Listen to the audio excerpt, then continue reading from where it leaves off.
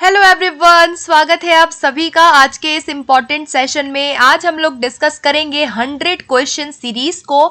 तो ये कुल 100 प्रश्न हम लोग आज इस वीडियो में डिस्कस करने वाले हैं और ये जो क्वेश्चंस होंगे ये होंगे पियाजे, कोलबर्ग, वाइगोत्स्की, एरिक्सन, ये चारों मनोवैज्ञानिक जो है इन्हीं की थ्योरीज से रिलेटेड सारे के सारे प्रीवियस ईयर क्वेश्चंस को आज हम लोग यहाँ पे डिस्कस करने वाले हैं। ओके गाइस, सो ये वीडियो बहुत ज़्यादा इम्पॉर्टेंट होने वाली है, तो वीडियो को शेयर जरूर कीजिएगा अपने दोस्तों में एंड सभी लोग ज्वाइन जरूर कीजिएगा, बिल्कुल भी वीडियो को स्किप मत करना। और काफ़ी सारे क्वेश्चंस आपके यहाँ से आने के पूरे चांसेस हैं, ठीक है। तो 100 क्वेश्चन की सीरीज स्टार्ट करते हैं और बहुत आप आराम से कॉपी पेन लेके बैठिएगा और सभी के सभी आपके जितने मार्क्स यहाँ पे बन रहे हैं आप मुझे जरूर से जरूर बताइएगा, ठीक है। तो चलो शुरू करते हैं, फर्स्ट क्वेश्चन से स्टार्ट करेंगे। आज का पहला क्वेश्चन है scaffolding in the context of learning theories refers to. सबसे पहला क्वेश्चन आया है स्कैफोल्डिंग से।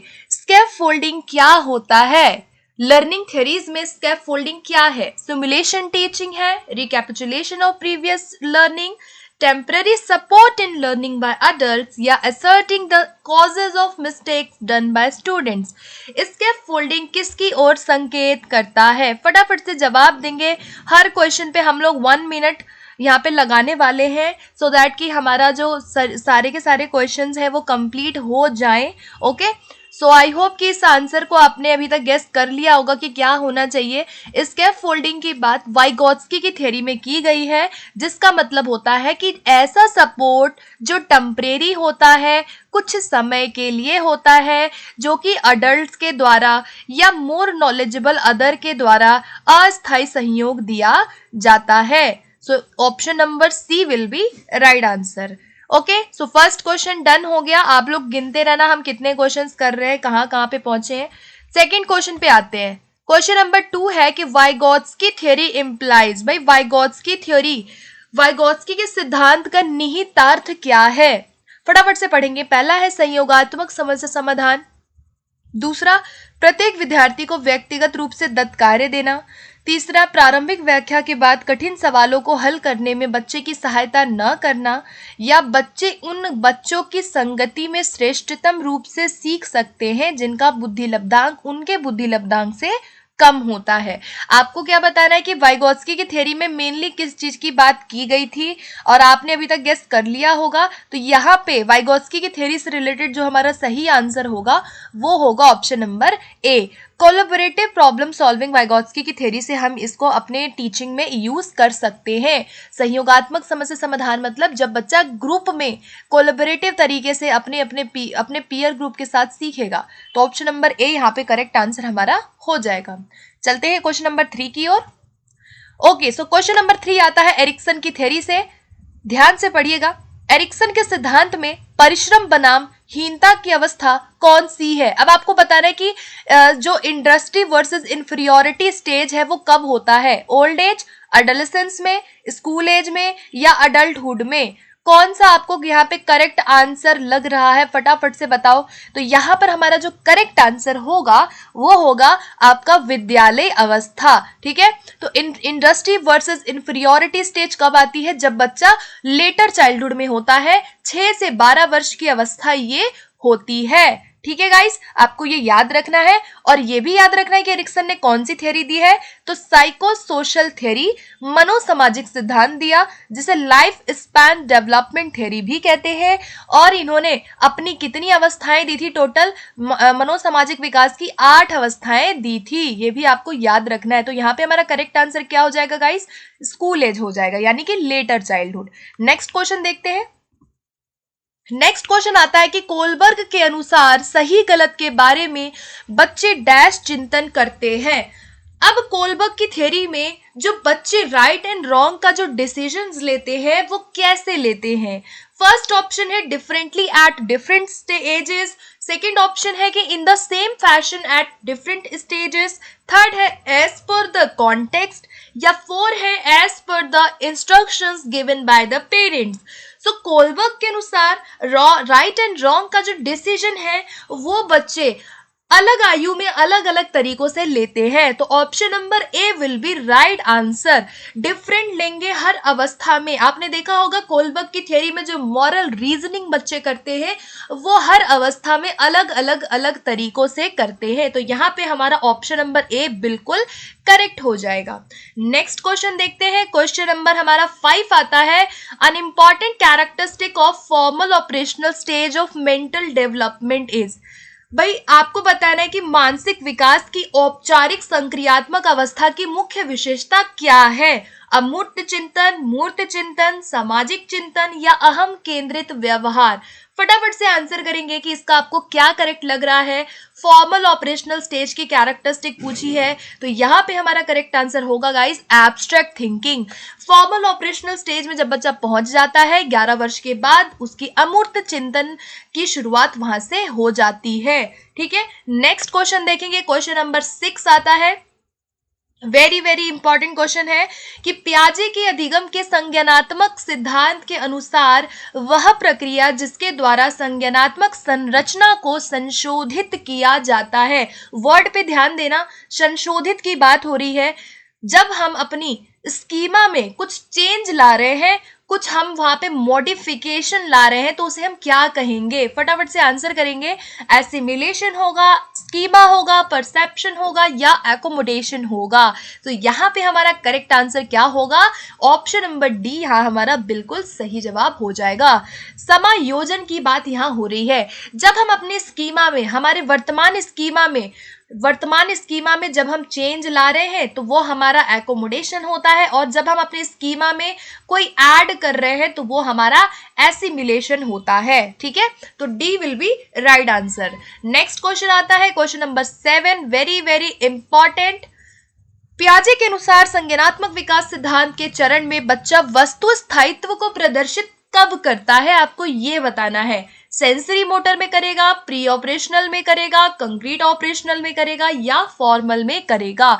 यानी कि ऑब्जेक्ट परमानेंस बच्चे में कब आ जाता है। तो यहाँ पे हमारा करेक्ट आंसर क्या होगा गाइस, संवेदी प्रेरक चरण होगा। यानी कि 0 to 2 ईयर्स जब बालक होता है तो उसके अंदर 7 to 8 मंथ्स में वस्तु स्थायित्व की जो धारणा है वो विकसित हो जाती है। वस्तु स्थायित्व का मतलब क्या है कि अगर कोई वस्तु एक बच्चे के सामने से हटा ली जाए या कहीं दूर चली जाए फिर भी उस वस्तु का अस्तित्व कहीं ना कहीं होता है, इस चीज की समझ बच्चे में आ जाती है। तो यहाँ पे ए आंसर हमारा करेक्ट हो जाएगा। नेक्स्ट क्वेश्चन आता है, क्वेश्चन नंबर 8। क्वेश्चन 8 कहता है कि पियाजे के संज्ञानात्मक विकास के चरणों के अनुसार इंद्रिय गामक अवस्था किसके साथ संबंधित है। अब आपको बताना है कि यहाँ पे सेंसरी मोटर स्टेज से क्या यहाँ पे एसोसिएटेड होगा। फटाफट से ऑप्शंस को ध्यान से रीड करिएगा। अनुकरण, स्मृति, मानसिक निरूपण होगा, तार्किक रूप से समस्या समाधान की योग्यता हो जाएगी, विकल्पों के निर्वचन और विश्लेषण करने की योग्यता या सामाजिक मुद्दों से सरोकार होगा। तो संवेदी गामक अवस्था जहां पे बच्चा बिल्कुल पूरी तरह से सेंसेस से सीखता है, वहां पे बच्चा क्या करता है गाइस, इमिटेट करेगा, उसकी मेमोरी वहां पे फॉर्म होती है और मेंटल रिप्रेजेंटेशन करेगा। तो यहाँ पे option number A will be right answer. ठीक है, सेंसरी मोटर से रिलेटेड हो जाएंगी ये तीनों चीजें। इमिटेशन करना, मेमोरी का विकास वहां पे बच्चे का वस्तु स्थायित्व से होता है, और मेंटल रिप्रेजेंटेशंस या सिंबॉलिक थिंकिंग का विकास शुरू होने लगता है। ठीक है, चलिए नेक्स्ट क्वेश्चन आता है, क्वेश्चन नंबर 9 पे आएंगे कि पियाजे के अनुसार विकास की पहली अवस्था जन्म से लगभग 2 वर्ष आयु के दौरान बच्चा डैश से बेहतर सीखता है। अभी अभी हमने क्वेश्चन किया है, बिल्कुल गलत मत करिएगा। फटाफट से 4 ऑप्शन को पढ़िएगा। कैसे बच्चा सीखता है, इंद्रियों के प्रयोग से, निष्क्रिय शब्दों को समझने के द्वारा, अमूर्त तरीके से चिंतन द्वारा, या भाषा के नए अर्जित ज्ञान के अनुप्रयोग द्वारा। तो यहाँ पे हमारा ऑप्शन नंबर ए बिल्कुल सही आंसर हो जाएगा। वेरी गुड, जितने भी लोग यहाँ पे ए आंसर दे रहे हैं बहुत बढ़िया, जिन्होंने भी ए सोचा था और ए जिन्होंने बताया है। सेंसेस से बच्चा पूरा का पूरा सेंसरी मोटर में सीखता है। ठीक है, नेक्स्ट क्वेश्चन पे आते हैं। क्वेश्चन नंबर 10 आता है। क्वेश्चन 10 कहता है कि वह अवस्था जब बच्चा तार्किक रूप से वस्तुओं व घटनाओं के विषय में चिंतन प्रारंभ करता है। अब आपको बताना है कि ऐसी कौन सी अवस्था है जहां पे बच्चा लॉजिकली सोचने लगता है ऑब्जेक्ट्स के बारे में, किसी भी इवेंट के बारे में। तो लॉजिकल थिंकिंग कहाँ पे शुरू होती है वो आपको यहाँ बताना है। तो यहाँ पे हमारा बिल्कुल सही जवाब जो होगा वो होगा कंक्रीट ऑपरेशनल स्टेज। यहाँ पे बच्चा लॉजिकल थिंकिंग करने लग जाता है। प्री ऑपरेशनल में लॉजिक नहीं आता है, याद रखिएगा। प्री ऑपरेशनल स्टेज में बच्चे की इंट्यूटिव थिंकिंग होती है, जहां पे वो लॉजिकली चीजों को समझ नहीं पाता। तो यहाँ पे हमारा करेक्ट आंसर क्या होगा? मूर्त संक्रियात्मक अवस्था होगा। चलिए अगला प्रश्न देखते हैं। क्वेश्चन नंबर 11 आता है। वेरी वेरी इजी क्वेश्चन इसको मैं कहूंगी, ठीक है। बच्चों के बौद्धिक विकास की 4 विशिष्ट अवस्थाओं की पहचान किसके द्वारा की गई? स्किनर ने, पियाजे के द्वारा, कोलबर्ग के द्वारा या एरिक्सन के द्वारा? तो आपको सभी के स्टेजेस पता होने चाहिए। तो यहाँ पे हमारा जो करेक्ट आंसर होगा वो होगा पियाजे के द्वारा 4 विशिष्ट अवस्थाओं की पहचान की गई थी बौद्धिक विकास की। एरिक्सन ने मनोसामाजिक सिद्धांत दिया जिसमें उन्होंने 8 स्टेजेस बोले, और कोलबर्ग के स्टेजेस कितने थे? टोटल 6 अवस्थाएं थी और 3 इनके लेवल थे, ठीक है। और स्किनर का आपको पता ही है, क्रिया प्रसूत अनुबंधन है, ठीक है। चलिए नेक्स्ट क्वेश्चन देखेंगे। क्वेश्चन नंबर 13 आता है। क्वेश्चन नंबर 13 कहता है, क्वेश्चन नंबर 12 है ये, ठीक है। निम्नलिखित में से कौन सा आधारभूत सहायता का एक अच्छा उदाहरण है जिसका आशय है समस्या समाधान को तब तक सिखाना जब तक शिक्षार्थी स्वयं ना करे? तो आपको बताना है जो आधारभूत सहायता होती है उसका क्या मतलब है, ठीक है। पहला है कि उसे कहना कि जब तक वह समस्या का समाधान नहीं कर लेती वह घर नहीं जा सकती। समस्या का समाधान जल्दी देने के लिए पुरस्कार देना। उसे यह बताना कि वह बार बार प्रयास द्वारा कर सकती है, या उसे आधा समाधान हल किया उदाहरण उपलब्ध कराना। तो यहाँ पे स्कैफोल्डिंग आपसे पूछा जा रहा है। क्या पूछा जा रहा है गाइस? यहाँ पे आपसे स्कैफोल्डिंग पूछा जा रहा है। तो आप स्कैफोल्डिंग कहाँ पे देंगे? कौन सा स्कैफोल्डिंग का अच्छा उदाहरण होगा? तो यहाँ पे हमारा correct answer option number D होगा। आप उसे ऐसा समाधान देंगे जो हाफ हो, आधा हो, उदाहरण को उपलब्ध कराएंगे ताकि बच्चा आपकी सहायता से उस प्रश्न को सही से कर सके। तो स्कैफोल्डिंग आपको पता होना चाहिए। जो भी हमारा लर्निंग में हमारा अस्थायी सहयोग होता है उसी को हम स्कैफोल्डिंग कहते हैं। तो ये सहयोग कैसा है? अस्थायी सहयोग है जो आपने बच्चे को प्रोवाइड कर दिया। तो यहाँ पे option number D will be right answer. Next question देखेंगे। क्वेश्चन नंबर 13 कहता है कि पियाजे तथा वाइगोत्स्की के अनुसार एक रचनात्मक कक्षा कक्ष में अधिगम कैसे होता है? उद्दीपक अनुक्रिया के जोड़ से होता है, शिक्षक द्वारा पुनर्बलन किया जाना है, शिक्षार्थियों द्वारा स्वयं सृजित किया जाता है जो एक सक्रिय भूमिका निभाते हैं, या शिक्षकों द्वारा लिखवाया जाता है और जो शिक्षार्थी हैं वो निष्क्रिय प्राप्तकर्ता होते हैं। तो पियाजे और वाइगोत्स्की जो है आपको पता होना चाहिए कि दोनों ही कंस्ट्रक्टिविज्म को बहुत ज्यादा सपोर्ट करते हैं, कंस्ट्रक्टिविस्ट माने जाते हैं पियाजे वाइगोत्स्की दोनों ही। तो ये कहते हैं कि बच्चे खुद ही ज्ञान का निर्माण सृजित करेंगे और बच्चे एक्टिव होंगे। तो यहाँ पे C will be right answer, ठीक है। चलिए अगला प्रश्न देखते हैं। क्वेश्चन नंबर 15 आता है। वेरी वेरी इजी क्वेश्चन, बहुत ज्यादा इजी है। कोलबर्ग हैज गिवन, भाई ये ऐसा क्वेश्चन भी पूछा जाता है बहुत बार। कोलबर्ग ने क्या दिया? फटाफट बता दो क्या दिया कोलबर्ग ने। Stages of cognitive development, stages of physical development, stages of emotional development या मॉरल डेवलपमेंट? तो हर किसी को पता ही होगा। यहाँ पे हमारा ऑप्शन नंबर डी बिल्कुल सही हो जाएगा, ठीक है। अगला प्रश्न देखते हैं। क्वेश्चन नंबर हमारा यहाँ पर आता है, ये 14 था, क्वेश्चन नंबर 15 है ये हमारा, ठीक है। According to Vygotsky children learn, भाई वाइगोत्स्की के अकॉर्डिंग बच्चे कैसे सीखते हैं? फर्स्ट है जब पुनर्बलन प्रदान किया जाता है, सेकंड है परिपक्व होने से, थर्ड है अनुकरण से, या वयस्कों और समवयस्कों के परस्पर क्रिया से। तो आपको याद होना चाहिए वाइगोत्स्की कहते हैं कि हम अपने मोर नॉलेजेबल अदर्स से, हम इंटरैक्शन से, सोसाइटी से, कल्चर से, अपने से जो हमारे अडल्ट्स हैं, पीयर्स हैं, उनसे हम सीखते हैं। तो यहाँ पे डी इसका करेक्ट आंसर हो जाएगा, ठीक है। नेक्स्ट क्वेश्चन देखते हैं। क्वेश्चन नंबर हमारा आता है 16 क्वेश्चन कहता है कि निम्नलिखित में से कौन सा एक आधारभूत सहायता का उदाहरण है? कौन सा एक आधारभूत सहायता होगी? फर्स्ट है अनुबोधन और संकेत देना और नाजुक स्थितियों पर प्रश्न पूछना। सेकंड है शिक्षार्थियों को प्रेरित करने वाले भाषण देना। थर्ड है प्रश्न पूछने को बढ़ावा दिए बिना स्पष्टीकरण देना, या मूर्त और अमूर्त दोनों प्रकार के उपहार देना। तो यहाँ स्कैफोल्डिंग का कौन सा एग्जाम्पल सबसे बेस्ट होगा? स्कैफोल्डिंग क्या होता है? अस्थायी संयोग होता है हमारे अधिगम में, जो कि बच्चे के अधिगम को बढ़ाता है। वाइगोत्स्की की थ्योरी में इसका प्रयोग किया गया था। तो यहाँ पे हमारा correct answer option number A बिल्कुल हो जाएगा। अनुबोधन देंगे आप, उसको प्रॉम्प्ट्स देंगे, उसको क्यूज देंगे, क्लूज देंगे और क्रिटिकल चीजों पे उससे प्रश्न पूछेंगे ताकि वो खुद ही आंसर दे सके। तो option number A will be right answer. Next question पे चलते हैं।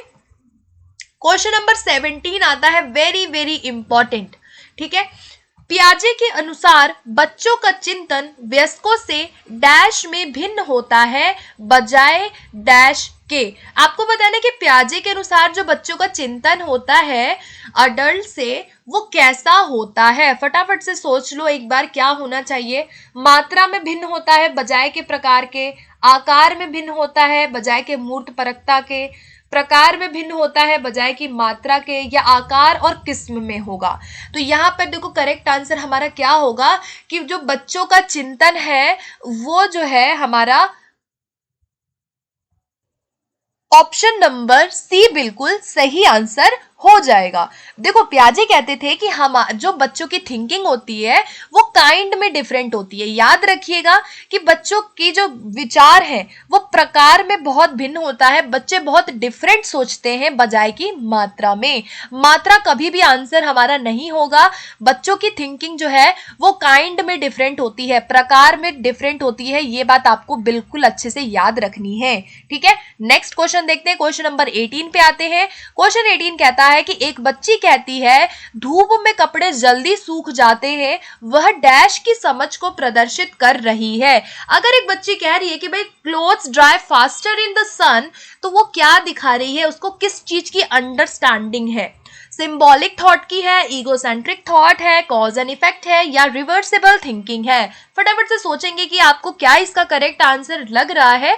तो देखो यहाँ पर हमारा जो सही बिल्कुल आंसर होगा वो होगा कार्यकरण। ऑप्शन नंबर सी जो है cause and effect will be right answer. क्यों होगा? क्योंकि देखो उसको पता है कि भाई अगर कपड़े जो है धूप में आप रखेंगे तो कपड़े सूख जाएंगे, यानी कि किसी चीज का कॉज एंड उसका इफेक्ट वो जान रही है कि ऐसा करने से क्या होगा। इसीलिए यहाँ पे हमारा सी बिल्कुल सही जवाब हो जाएगा। बाकी की चीजें भी मैं आप लोगों से थोड़ा थोड़ा डिस्कस करना चाहूंगी, ज्यादा डिटेल में नहीं करेंगे। रिवर्सिबल थिंकिंग कब आ जाती है भाई? इस पियाजे की कंक्रीट ऑपरेशनल में। ठीक है, तो सी फॉर कंक्रीट याद रख लो। ईगोसेंट्रिक जो है वो पियाजे की प्री ऑपरेशनल में आती है। सिंबॉलिक थॉट जो होता है वो भी पियाजे का सेंसरी मोटर के एंड में आ जाता है, तो हम इसको प्री ऑपरेशनल में ही मानेंगे। ठीक है, नेक्स्ट क्वेश्चन देखते हैं। क्वेश्चन नंबर 19 आता है, निम्नलिखित में से कौन सा एक सही मिलान वाला जोड़ा है? अब आपको क्या करना है, यहाँ पर जो करेक्ट जो मैच है, करेक्ट पेयर को पहचानना है। तो फटाफट से आप लोग भी पढ़िएगा। ठीक है, यहाँ पे सबसे सही कौन सा है? मूर्त संक्रियात्मक बच्चा जो है वो संधारण और वर्गीकरण करने के योग्य होगा। औपचारिक संक्रियात्मक जो बच्चा है वो अनुकरण करेगा, तो ये तो बिल्कुल नहीं है। अनुकरण तो हम सेंसरी मोटर में करते हैं, तो बी वाला बिल्कुल रॉन्ग हो जाएगा। शैशवावस्था में तर्क करेगा बच्चा, अनुमान लगाएगा, बिल्कुल भी नहीं लगाएगा अनुमान। तो पूर्व संक्रियात्मक में निगमनात्मक विचार होगा, ये भी नहीं होगा क्योंकि ये तो हमारे 4 वाली स्टेज में आता है निगमनात्मक विचार। तो हमारा ए वाला बिल्कुल यहाँ पर करेक्ट हो जाएगा। कंक्रीट ऑपरेशनल बच्चे क्या होते हैं? जो कंजर्वेशन की एबिलिटी उनकी आ जाती है, क्लासिफिकेशन चीजों को बच्चे यहाँ पर करने लगते हैं, संधारण और संरक्षण की क्षमता का विकास हो जाता है। तो option number A will be right answer. Next question देखेंगे। क्वेश्चन नंबर 20 आता है, डैश के विचार से बच्चे सक्रिय ज्ञान निर्माता तथा नन्हे वैज्ञानिक हैं जो संसार के बारे में अपने सिद्धांतों की रचना करते हैं। ये किसने कहा? स्किनर ने कहा, पावलोव ने कहा, जुंग ने कहा है, या पियाजे ने कहा है? किसने कहा है, फटाफट से बताएंगे। बहुत बार यहाँ से क्वेश्चन आ चुके हैं, तो यहाँ पे हमारा जो करेक्ट आंसर होगा वो होगा ऑप्शन नंबर डी। जीन पियाजे ने कहा कि बच्चे क्या है भाई, स्वयं ही अपने ज्ञान का निर्माण, अपने संज्ञान का निर्माण करते हैं। वो क्या है, एक छोटे वैज्ञानिक, नन्हे वैज्ञानिक होते हैं। ठीक है, चलिए अगला प्रश्न देखते हैं। क्वेश्चन नंबर 21 क्वेश्चन आता है कि वाइगोत्स्की के अनुसार बच्चे स्वयं से क्यों बोलते हैं। अब आपको बताना कि बच्चे स्वयं से बोलते क्यों हैं भाई। ठीक है, फर्स्ट है अहम केंद्रित होते हैं इसलिए बोलते हैं, अपने कार्य को दिशा देने के लिए बोलते हैं, बच्चे अपने प्रति वयस्कों का ध्यान आकर्षित करने के लिए बोलते हैं, या बच्चे स्वभाव से बहुत ही बातूनी होते हैं इसलिए बोलते हैं। तो वाइगोत्स्की की आपने 3 तरह की स्पीच आपने पढ़ी होगी, social speech, inner speech and private speech. 3 तरह की स्पीच की बात वाइगोत्स्की ने अपनी थ्योरी में की है, और भाषा को बहुत ज्यादा वाइगोत्स्की ने इंपॉर्टेंट माना है अपनी थियरी में। ठीक है, संज्ञान के विकास में भाषा का बहुत महत्व बोला है। तो यहाँ पे बच्चे अपने स्पीच क्यों करते हैं, अपने आप को गाइड करने के लिए, अपने एक्शंस को गाइड करने के लिए करते हैं। तो ऑप्शन नंबर बी बिल्कुल हमारा यहाँ पर सही जवाब हो जाएगा। ओके, नेक्स्ट क्वेश्चन देखते हैं। क्वेश्चन नंबर 22 आता है। ठीक है, क्वेश्चन 22 पढ़ेंगे कि मानसिक संरचनाएं जो चिंतन के निर्माण प्रखंड है, इसके लिए पियाजे ने किस शब्द का प्रयोग किया। यानी कि क्या उन्होंने बोला मेंटल स्ट्रक्चर्स के बारे में। भाई ये मेंटल स्ट्रक्चर्स क्या होते हैं, बिल्डिंग ब्लॉक्स क्या होते हैं थिंकिंग के। सो गाइज ये दोनों वर्ड आप बिल्कुल याद रखिएगा। मेंटल स्ट्रक्चर अगर आपसे पूछेगा, अगर आपसे बिल्डिंग ब्लॉक्स पूछेगा, या आपसे ऑर्गेनाइज्ड पैकेट्स ऑफ इंफॉर्मेशन पूछेगा, तो हमारा जवाब हमेशा क्या होगा, स्कीमा होगा। हमारे स्कीमा की बात कर रहे हैं यहाँ पर। पियाजे ने क्या बोला, स्कीमा बोला, जो हमारे दिमाग में जो हमारी मानसिक संरचनाएं होती हैं किसी भी कार्य को करने के लिए, या किसी भी वस्तु, व्यक्ति के प्रति, सिचुएशंस के प्रति, वो हमारा स्कीमा होता है। ठीक है, तो ऑप्शन ए यहाँ पे करेक्ट हो जाएगा। क्वेश्चन नंबर 23 पे चलते हैं। कोलबर्ग से क्वेश्चन है ये। ठीक है, एक बच्चा तर्क प्रस्तुत करता है कि आप यह मेरे लिए करें और मैं आपके लिए करूंगा। यह बच्चा कोलबर्ग की नैतिक तर्कणा की किस अवस्था में आएगा। फटाफट से आंसर कर दो, कौन सी अवस्था है।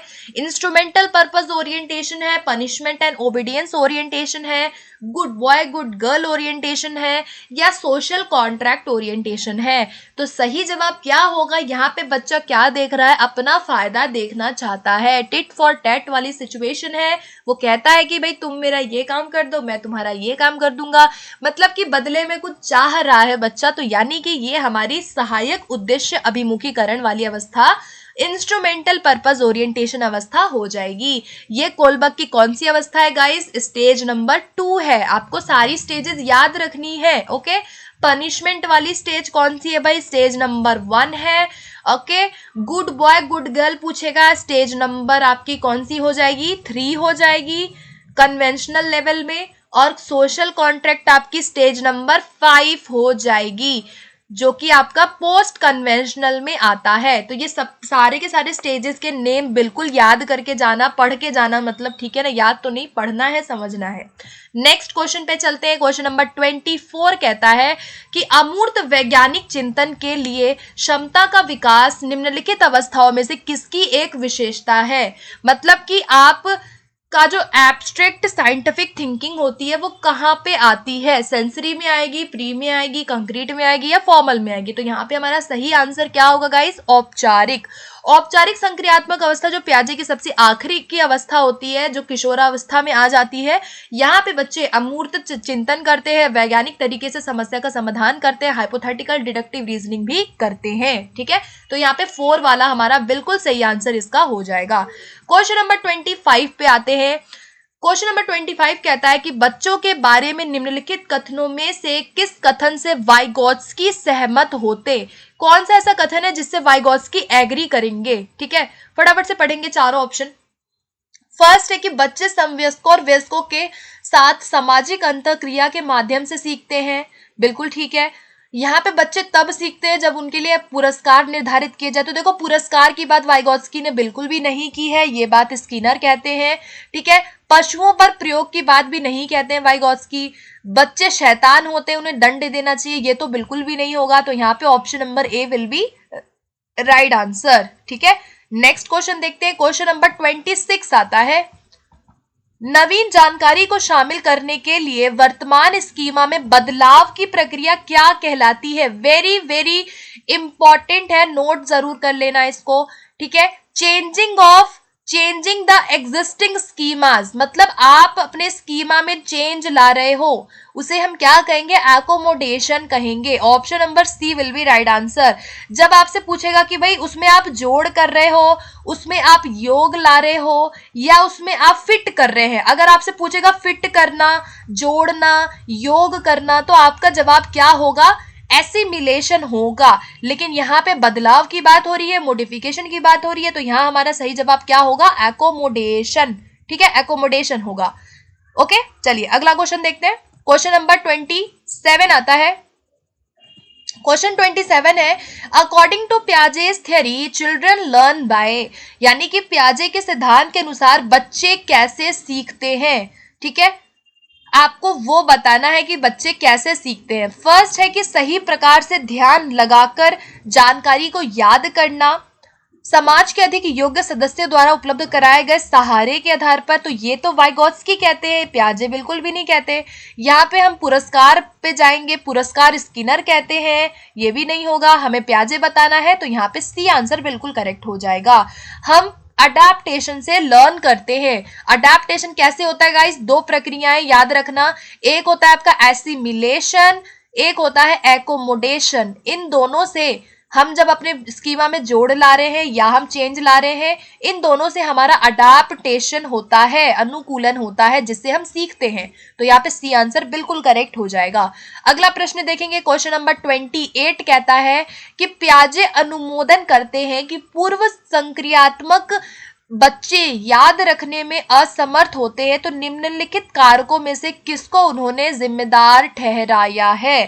ठीक है, inability of hypothetical deductive reasoning होगा, पर्सनल फैबल होगा, इरिवर्सिबिलिटी ऑफ थॉट होगा, या high level of abstract reasoning का लैक होगा। यहाँ पे हमारा करेक्ट आंसर क्या होगा? सी बिल्कुल सही जवाब हो जाएगा इसके लिए। ठीक है, विचार की अनुत्क्रमणीयता होती है, मतलब बच्चे पलट करके नहीं सोच पाते, इसीलिए वो याद भी नहीं रख पाते हैं चीजों को। ठीक है, तो यहाँ पे सी आंसर करेक्ट हो जाएगा। और ये इरिवर्सिबिलिटी ऑफ थॉट में कमी कब होती है? प्री ऑपरेशनल में होती है। ठीक है, ये याद रखना। नेक्स्ट क्वेश्चन आता है, क्वेश्चन नंबर 29 आता है कि वाइगोत्स्की तथा पियाजे के परिप्रेक्ष्य में एक प्रमुख भिन्नता बतानी है, यानी कि दोनों पियाजे और वाइगोत्स्की के बीच मेजर डिफरेंस क्या है? फर्स्ट है their critique of behaviouristic principle, बिल्कुल ठीक है भाई, दोनों ही व्यवहारवादियों की आलोचना करते हैं।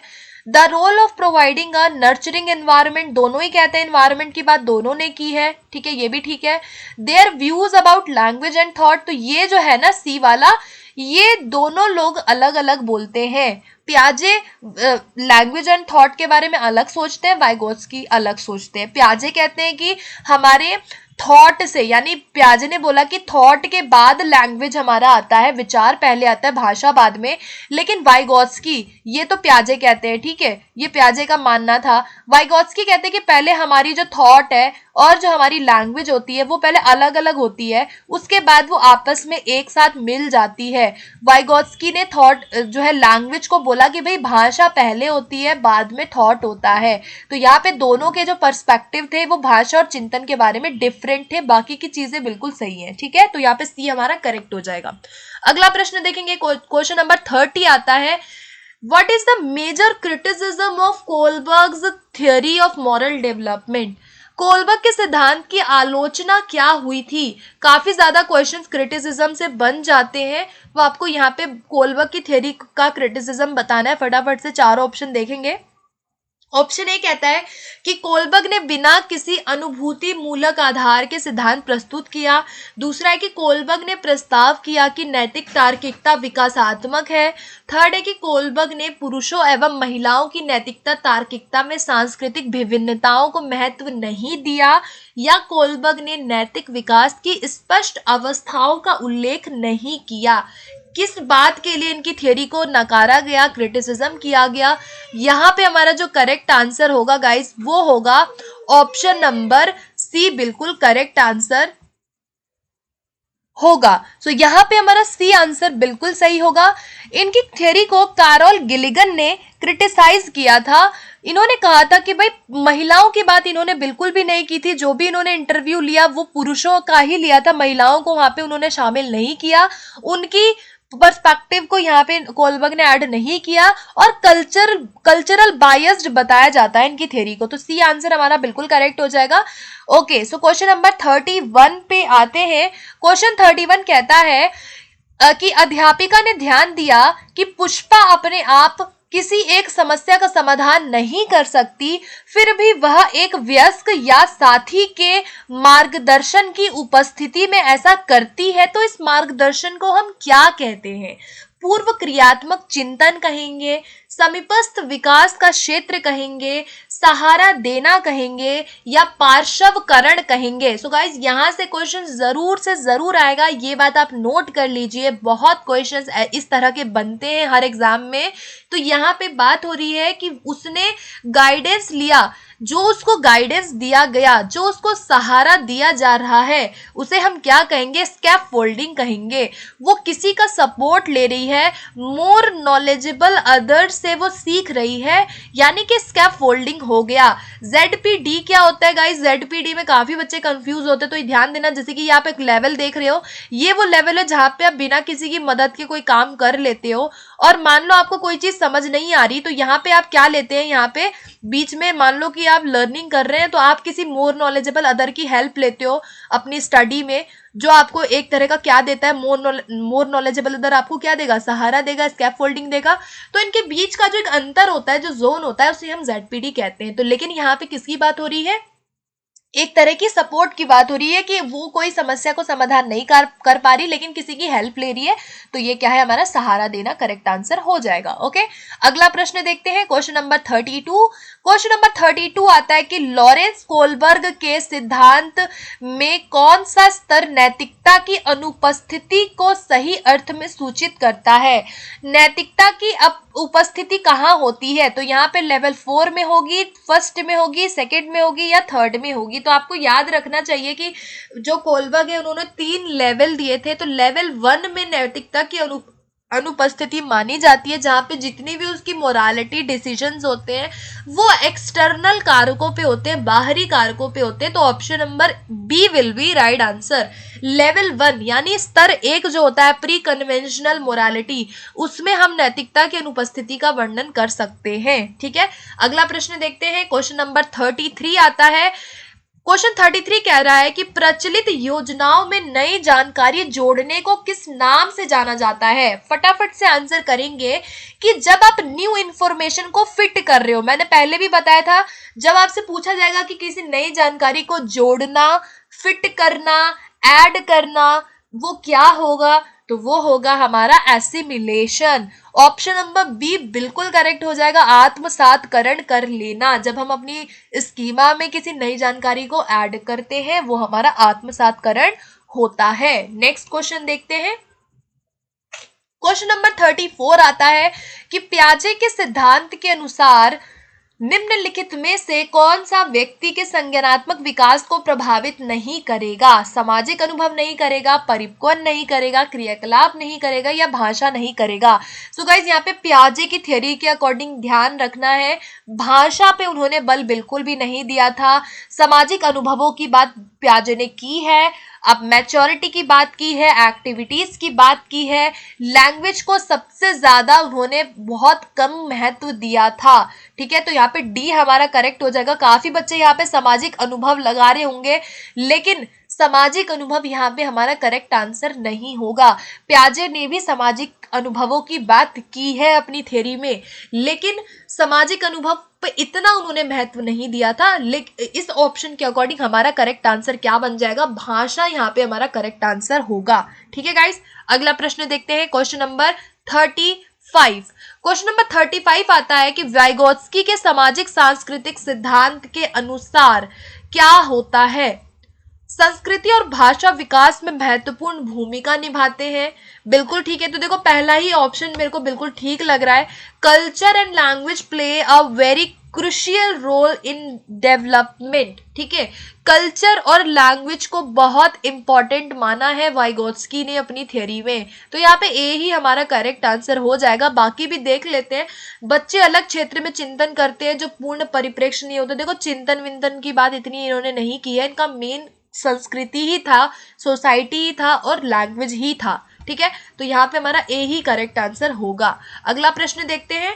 सो गाइज, आप अगर पेपर में करेंगे तो आप मैं ये नहीं कह रही कि आप भी ऐसे ही फर्स्ट पढ़ के फर्स्ट लगा देना। ठीक है, ऐसा नहीं करना है आपको। आप पूरे ऑप्शंस को जरूर पढ़िएगा एग्जाम में। ऐसा नहीं कि जल्दीबाजी में आपने सारे ऑप्शंस नहीं पढ़े हैं। आपको क्या करना है, सारे ऑप्शंस को पढ़ के ही एग्जाम में सही आंसर लगाना है। ओके, चलिए अगला देखते हैं, नेक्स्ट क्वेश्चन।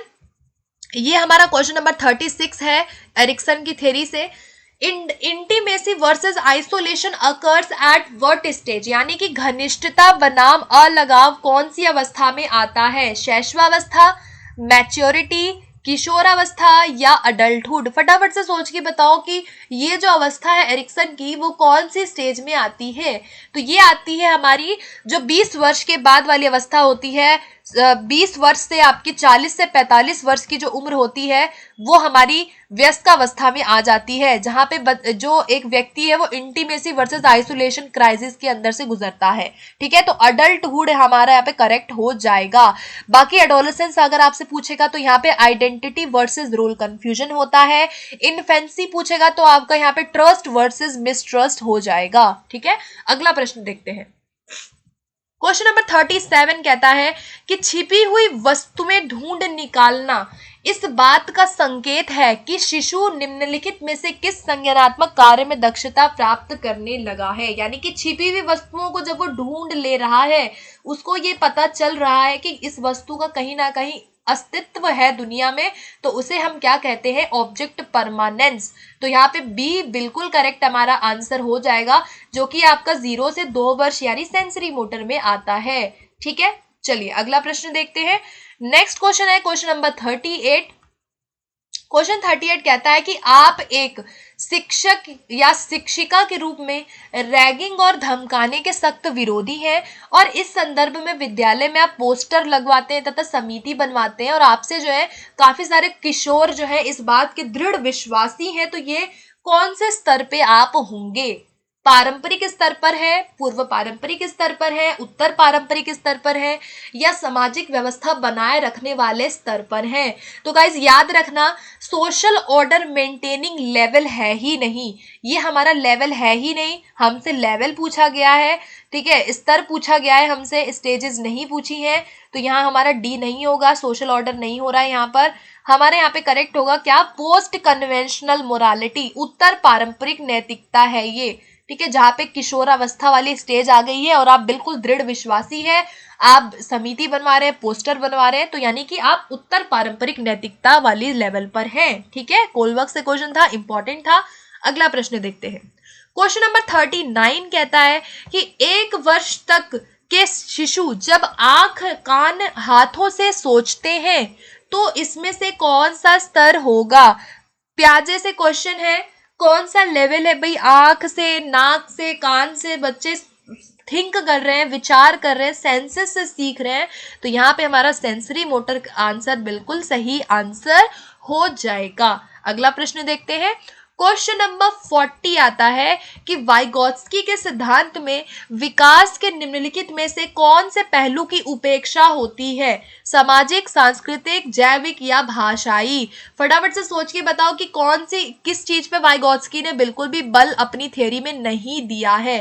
तो उन्होंने जैविक की बात नहीं की है, जैविक की बात पियाजे ने की है, वाइगोत्स्की ने नहीं की है। बायोलॉजिकल तत्वों को उन्होंने नहीं माना, उन्होंने सोसाइटी, कल्चर और लैंग्वेज, इन तीनों पे बहुत ज्यादा फोकस किया था। तो यहाँ पे C will be right answer. अगला क्वेश्चन देखते हैं, question number 41। Okay, so 41 question कहता है कि how many stages are in the psychosocial theory. कितनी स्टेजेस है भाई मनोसामाजिक सिद्धांत में? फटाफट से बताओ कितनी होती है। तो यहाँ पर हमारा करेक्ट आंसर क्या होगा? 8 अवस्थाएं दी इन्होंने साइकोसोशल थ्योरी में। अच्छा, इनकी थ्योरी को और किस नाम से जाना जाता है?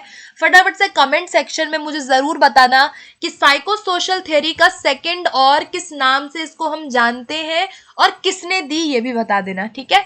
चलो अगला क्वेश्चन देखते हैं, क्वेश्चन नंबर 42 आता है, निम्नलिखित में से कौन सा निहितार्थ पियाजे के संज्ञानात्मक विकास सिद्धांत से नहीं निकाला जा सकता?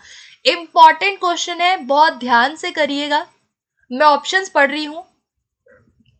पहला है कि बच्चों की अधिगमनात्मक तत्परता के प्रति संवेदनशीलता होना। दूसरा है कि व्यक्तिगत भेदों की स्वीकृति होना। तीसरा है खोजपूर्ण अधिगम होना या शाब्दिक शिक्षण की आवश्यकता होना। कौन सा ऐसा ऑप्शन है जो आप पियाजे की थ्योरी से नहीं इम्प्लीकेशन कर सकते, यानी कि पियाजे की थ्योरी से रिलेटेड जो नहीं है? तो यहाँ पे हमारा जो सही जवाब होगा गाइस वो होगा नीड फॉर वर्बल टीचिंग। ये जो डी वाला ऑप्शन आपको दिख रहा है ये पियाजे की थ्योरी से रिलेटेड नहीं है। इसकी बात वाइगोत्स्की ने की है। वर्बल टीचिंग क्या होता है? जहाँ पे शिक्षक बच्चों को पढ़ाता है, शिक्षक एक तरह से बच्चों को सपोर्ट देता है, उसे हम वर्बल टीचिंग कहेंगे।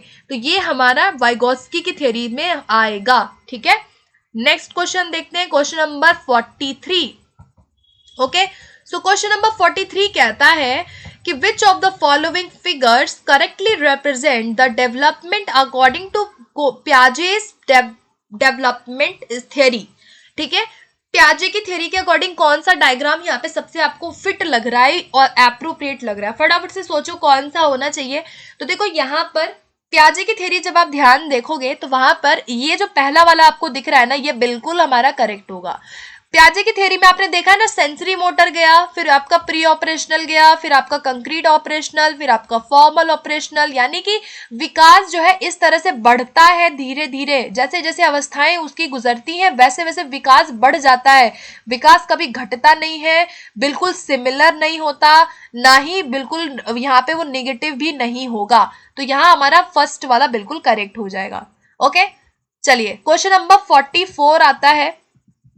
44 क्वेश्चन कहता है कि एक शिक्षिका अपनी कक्षा से कहती है कि सभी प्रकार के प्रदत्त कार्यों का निर्माण इस प्रकार किया गया है कि प्रत्येक विद्यार्थी अधिक प्रभावशाली ढंग से सीख सके, अतः सभी विद्यार्थी बिना किसी अन्य की सहायता के अपना काम पूर्ण करें।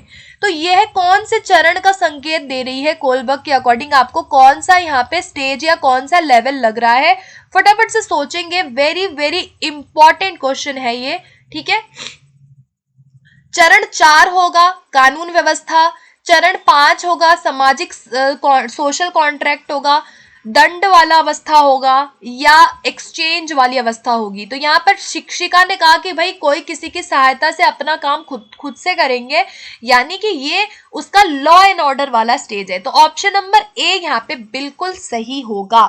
यहाँ पे टीचर बच्चों को जो भी दे रही है, जो भी रूल्स, जो भी वो वहाँ पे रूल्स एंड जो भी रिस्ट्रिक्शंस लगा रही है, वो एक तरह से लॉ एंड ऑर्डर को मेंटेन कर रही है, ठीक है। तो यहाँ पे ए हमारा करेक्ट होगा। नेक्स्ट क्वेश्चन देखते हैं, क्वेश्चन नंबर 45 आता है कि निम्नलिखित में से कौन सा वाइगोत्स्की के सामाजिक सांस्कृतिक सिद्धांत पर आधारित है? फटाफट से सोचेंगे, ठीक है। कौन सा वाइगोत्स्की के सिद्धांत से आधारित होगा? ऑपरेंट कंडीशनिंग होगा, रेसिप्रोकल टीचिंग होगा, कल्चरल न्यूट्रल कॉग्निटिव डेवलपमेंट होगा या इनसाइट लर्निंग होगा? तो यहाँ पे गाइस जो हमारा करेक्ट आंसर होगा वो होगा हमारा option number B, okay, reciprocal teaching Vygotsky के सिद्धांत पर आधारित है और उन्हीं के सिद्धांत से आधारित होकर हम यहाँ पे इसको फॉलो करते हैं। पारस्परिक शिक्षण यानी कि जहाँ पे बच्चे ग्रुप में होते हैं, टीचर उनको एज अ ग्रुप में बच्चों को बिठाती है, किसी भी एक पैसेज पे, किसी भी एक टेक्स्ट पे बच्चे बातचीत करते हैं, ब्रेनस्टॉर्मिंग करते हैं, शिक्षिका हेल्प करती है। ठीक है, यहाँ पे कल्चरल न्यूट्रल बिल्कुल भी नहीं होगा। ठीक है, न्यूट्रल निरपेक्ष कभी नहीं होता है, हमेशा सापेक्ष होगा यहाँ पे। ठीक है, तो यहाँ हमारा बी वाला एप्रोप्रिएट आंसर है। नेक्स्ट क्वेश्चन देखते हैं। क्वेश्चन नंबर 46 कहता है कि करनैल सिंह कानूनी कार्यवाही तथा खर्च के बावजूद आयकर नहीं देते। वे सोचते हैं कि वे एक भ्रष्ट सरकार को समर्थन नहीं दे सकते जो अनावश्यक बांधों के निर्माण पर लाखों रुपए खर्च करती है। तो वे कौन सी अवस्था में होंगे या कौन से लेवल में होंगे? कन्वेंशनल लेवल में, post conventional level, pre conventional level या पैरा कन्वेंशनल लेवल? तो पैरा कन्वेंशनल तो कुछ होता नहीं है, ये कोई लेवल नहीं है, तो इसको हम ऐसे ही एलिमिनेट कर देंगे। यहाँ पे हमारा सही जवाब क्या होगा गाइस? Post conventional level. ठीक है, पश्चिम परंपरागत अवस्था में करनैल सिंह आएंगे। ठीक है, यानी कि जो बिल्कुल यूनिवर्सल एथिकल प्रिंसिपल वाले हो गए वो हो जाएंगे। तो यहाँ हमारा बी आंसर बिल्कुल करेक्ट हो जाएगा। नेक्स्ट क्वेश्चन देखेंगे। क्वेश्चन नंबर 47 आता है कि जन्म से 1 साल तक की अवस्था कौन सी है? जन्म से 1 साल की अवस्था आपसे पूछा गया है। ठीक है, इनिशिएटिव वर्सेस गिल्ट होगी, ट्रस्ट वर्सेस मिसट्रस्ट होगी, आइडेंटिटी वर्सेस रोल कंफ्यूजन या जनरेटिविटी वर्सेस स्टैग्नेशन। तो ये जो एरिक्सन है वहां से क्वेश्चन है। जन्म से 1 साल की अवस्था कौन सी होती है गाइस? ट्रस्ट वर्सेस मिसट्रस्ट होती है। जो बच्चे जन्म के बाद से पहली अवस्था विश्वास बनाम अविश्वास की होती है। उसके बाद दूसरी अवस्था क्या होती है? वहां पे autonomy versus shame and doubt होगा। फिर आएगा इनिशिएटिव वर्सेस गिल्ट। ये जो अवस्था होती है ये आपकी बेसिकली प्री चाइल्डहुड की अवस्था होती है, इनिशिएटिव वर्सेस गिल्ट। ठीक है, जो कि आपका बेसिकली आपका 3 से 6 वर्ष वाली जो अवस्था होती है वो ये होती है।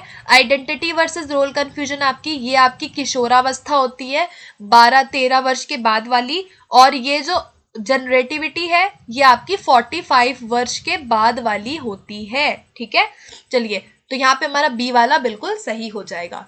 नेक्स्ट देखते हैं। क्वेश्चन नंबर 48 कहता है कि एक शिक्षिका 2 एक समान गिलासों को प्रदर्शित करती है जो जूस की समान मात्रा से भरे हुए हैं। वह उन्हें 2 भिन्न गिलासों में खाली करती है जिसमें से एक लंबा है और एक चौड़ा है। वह बच्चों को उस गिलास की पहचान करने के लिए कहती है जिसमें जूस ज्यादा है। तो बच्चे यहाँ पे बोलते हैं कि लंबे गिलास में जूस ज्यादा है। तो यहाँ पे शिक्षिका के बच्चों को किस चीज में कठिनाई है? मतलब कि देखो सीधी सी बात है कि टीचर ने 2 बर्तन दिया। ठीक है, मान लो ये एक लंबा है और एक चौड़ा है, तो ये सेम गिलास था, सेम इसमें है, इसमें सेम जूस है। इस जूस को जब शिक्षिका ने इसमें डाला तो जूस जो है वो थोड़ा लंबे वाले में ऊपर तक आ गया। तो बच्चों से उसने पूछा कि किसमें जूस ज्यादा है, तो है तो सेम, लेकिन बच्चे ने बोला कि लंबे वाले में ज्यादा है। तो बच्चे को किस चीज में यहाँ कठिनाई है? अकोमोडेशन में कठिनाई हो रही है, ईगो सेंट्रिज्म में कठिनाई हो रही है, डिसेंटरिंग में, या रिवर्सिबिलिटी में कठिनाई हो रही है? तो गाइस यहाँ पे हमारा जो करेक्ट आंसर होगा वो क्या होगा? विकेंद्रीकरण में उनको दिक्कत हो रही है। यानी कि एक सिचुएशन को वो डिफरेंट तरीके से नहीं सोच पाते हैं, यानी विकेंद्रण नहीं कर पा रहा बच्चा ये नहीं सोच पा रहा कि सेम पानी ही तो इसमें है, तो ये विकेंद्रण हो जाएगा हमारा सही आंसर। ठीक है, नेक्स्ट क्वेश्चन देखते हैं। क्वेश्चन नंबर हमारा 49 आता है कि सीता ने हाथ से चावल और दाल खाना सीख लिया है। अब उसे दाल चावल जब भी दिया जाता है तो वो जो है मिलाकर उसे खाने लगती है। तो चीजों को करने के लिए उसने अपने स्कीमा में जो दाल चावल है उसको क्या कर लिया? ठीक है, समायोजित कर लिया, आत्मसातकरण कर लिया, समुचितता कर लिया या अंगीकार कर लिया। तो यहाँ पे उसने क्या किया कि वो राइस एंड जो दाल है उसको अपने हाथों से मिक्स करके खाना सीख गई है, यानी कि उसने एसिमिलेट कर लिया कि कैसे उसको खाना है। तो यहाँ पे हमारा बी बिल्कुल करेक्ट आंसर हो जाएगा। ठीक है, नेक्स्ट क्वेश्चन देखेंगे। क्वेश्चन नंबर 50 आता है हमारा ओके। लॉरेंस कोलबर्ग के द्वारा प्रस्तावित निम्नलिखित चरणों में से प्राथमिक विद्यालय के बच्चे किन चरणों का अनुसरण करते हैं? ठीक है, कौन से चरण में आपके प्राइमरी जो स्कूल्स के बच्चे होते हैं वो आएंगे? फटाफट से सोचोगे क्या होना चाहिए।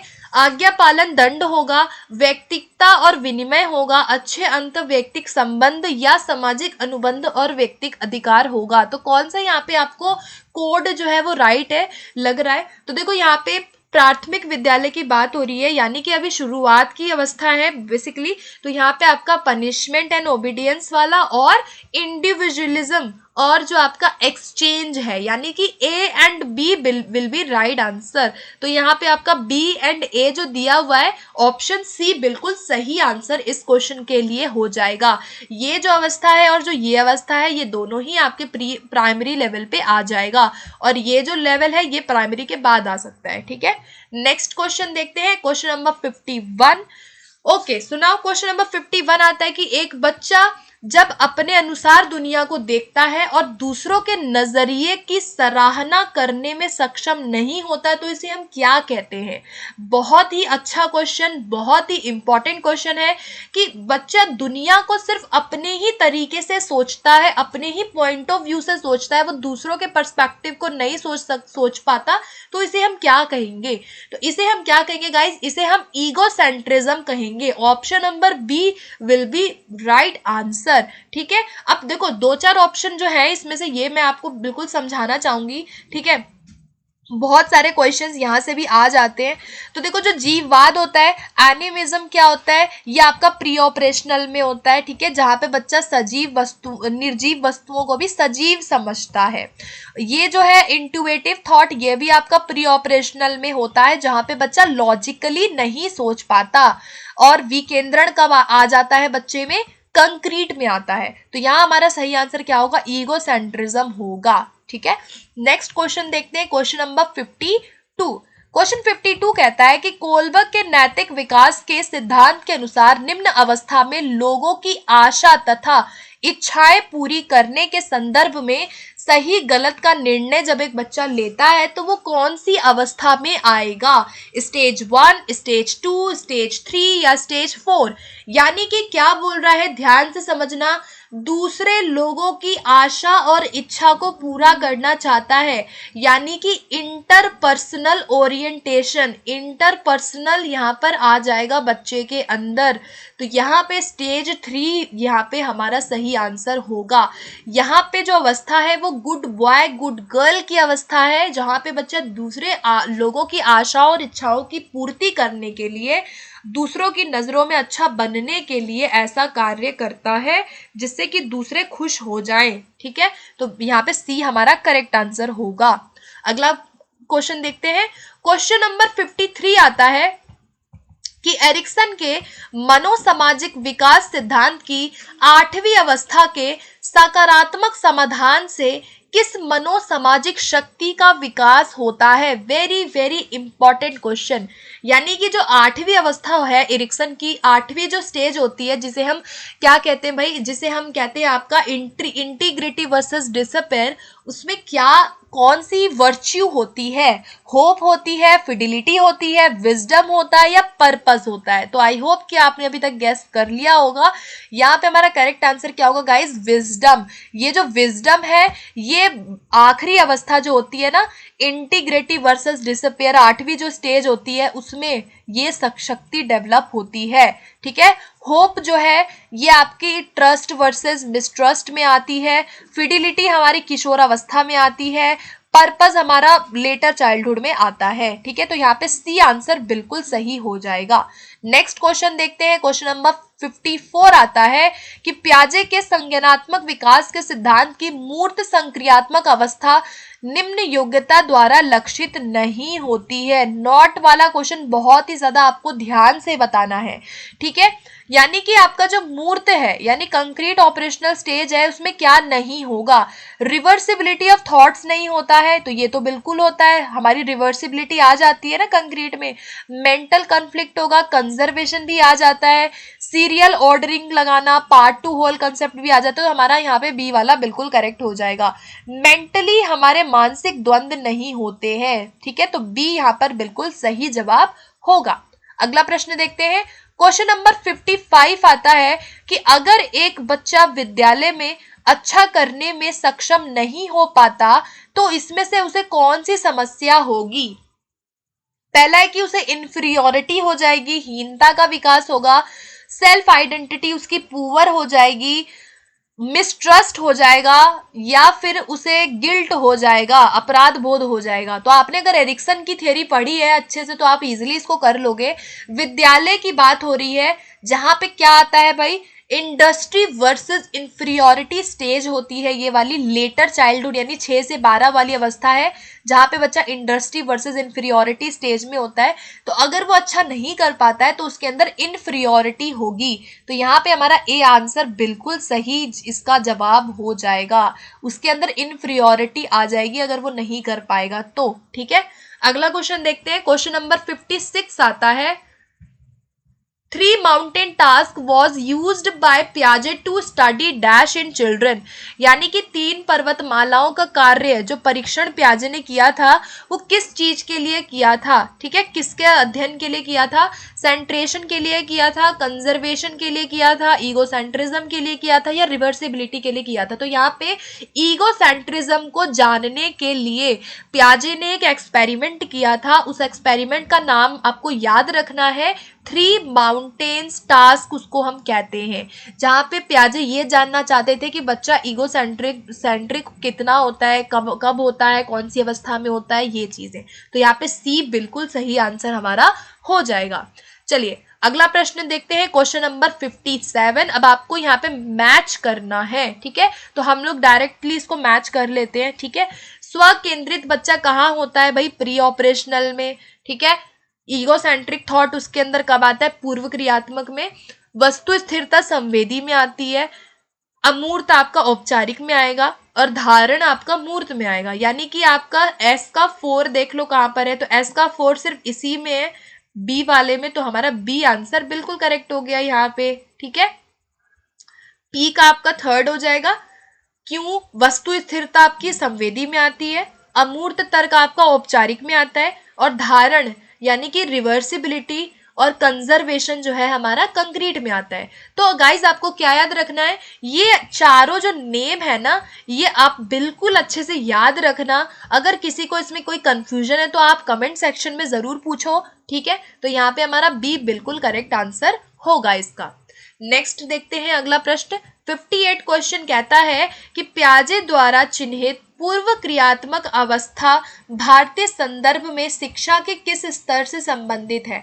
यानी कि जो प्री ऑपरेशनल स्टेज होता है, प्री ऑपरेशनल की आपको एज याद होनी चाहिए, 2 से 7 वर्ष, ये जो है कौन सी लेवल होगा, अपर प्राइमरी लेवल है, बिल्कुल भी नहीं है अपर प्राइमरी, ठीक है। सेकेंडरी स्कूल लेवल होगा, ये भी नहीं है, सीनियर सेकेंडरी भी नहीं होगा, हमारा क्या होगा, किंडरगार्टन होगा, और आपका प्राइमरी लेवल ऑफ एजुकेशन यहाँ पे आता है। 2 से 7 वर्ष के बच्चे सारे किंडरगार्टन में और प्राइमरी लेवल पे आएंगे, ठीक है। अभी उनका प्राइमरी लेवल यहाँ से शुरू होना स्टार्ट होता है, तो यहाँ पे D will be right answer. अगला प्रश्न देखेंगे। क्वेश्चन नंबर 59 आता है। आपको यहाँ पे क्या करना है, सेम चीज मैच करनी है, तो चलो मैच करते हैं। सेंसरी मोटर स्टेज की कैरेक्टरिस्टिक आपको बतानी है, तो क्या आएगा भाई, यहाँ पे ऑब्जेक्ट परमानेंस आता है, तो ए का आपका 3rd में गया, ठीक है। सेंसरी मोटर में आपको ऑब्जेक्ट परमानेंस है, ठीक है। तो ए का 3rd देख लो किसमें है भाई, ए का 3rd इसमें नहीं है, तो ये हमारा एलिमिनेट हुआ, डी वाला भी एलिमिनेट हो जाएगा। आगे देखते हैं पूर्व क्रियात्मक अवस्था में क्या होता है भाई, तो यहाँ पे हमारा पूर्व क्रियात्मक जो अवस्था होगी उसमें आएगा आपका ऑप्शन नंबर बी हमारा आएगा, ठीक है। पार निगमनात्मक जो तर्क होता है गाइस वो हमारा किस में आता है, पूर्व में आएगा। तो प्री ऑपरेशनल आपका ट्रांसडक्टिव रीजनिंग में आ जाएगा।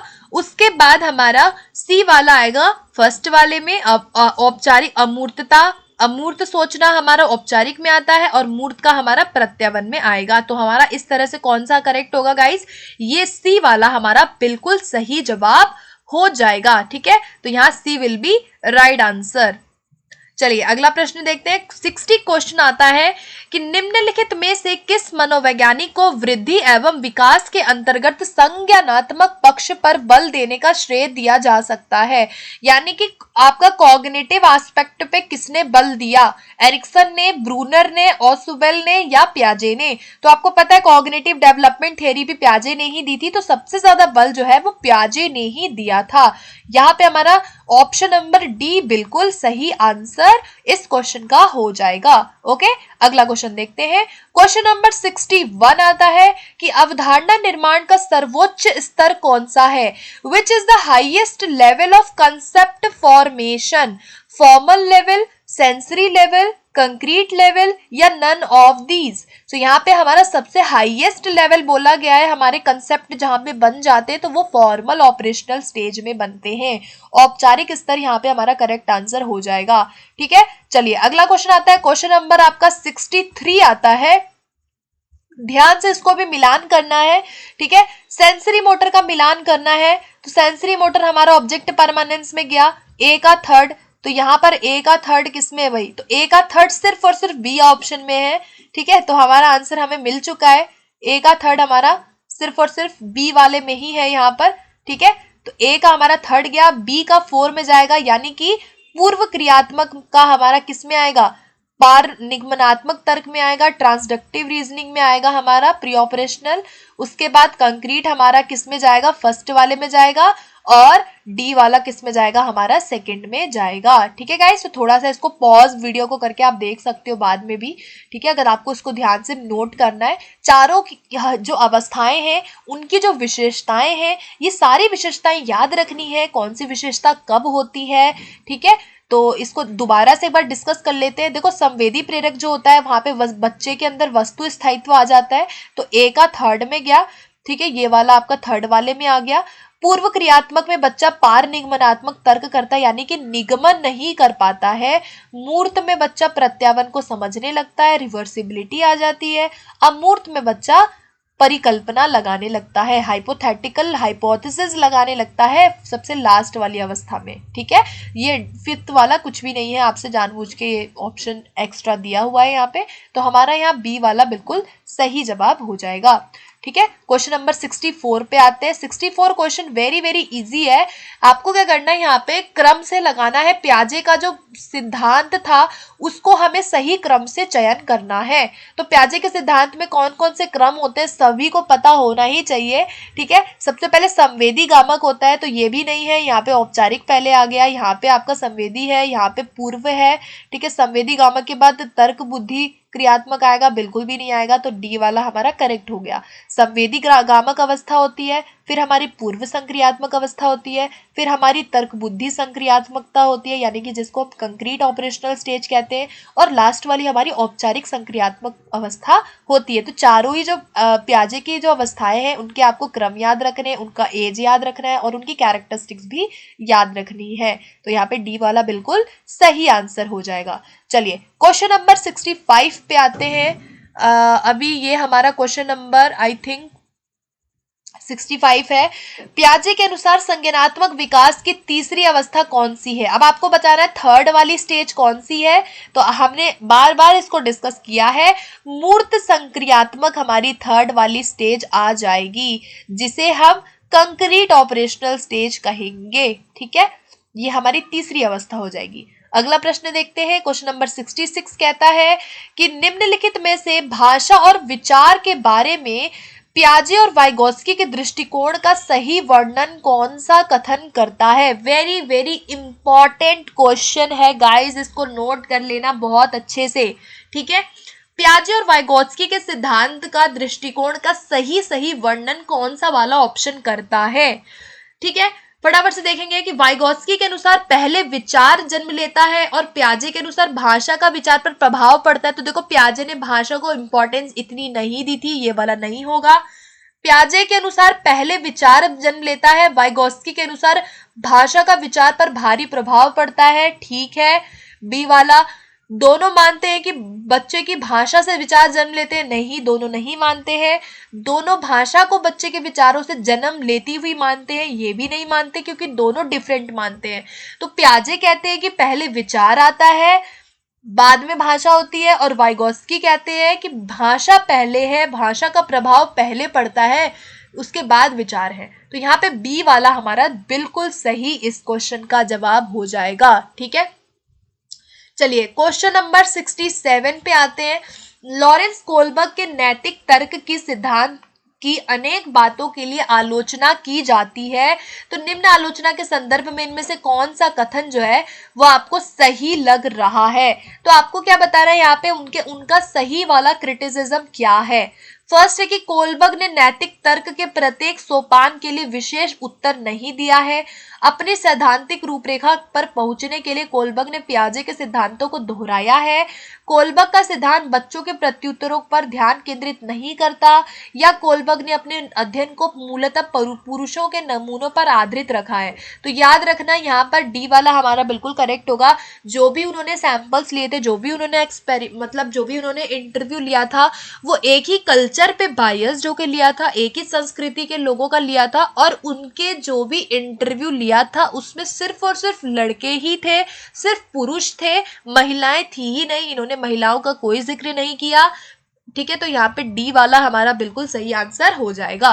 अगला प्रश्न देखते हैं, क्वेश्चन नंबर 68 कहता है कि लेव वाइगोत्स्की के अनुसार, भाई वाइगोत्स्की के अनुसार क्या होता है?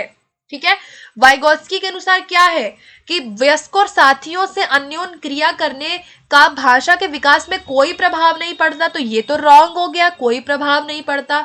भाई वाइगोत्स्की तो कहते हैं कि भाषा का प्रभाव बहुत पड़ता है, वयस्कों का प्रभाव पड़ता है।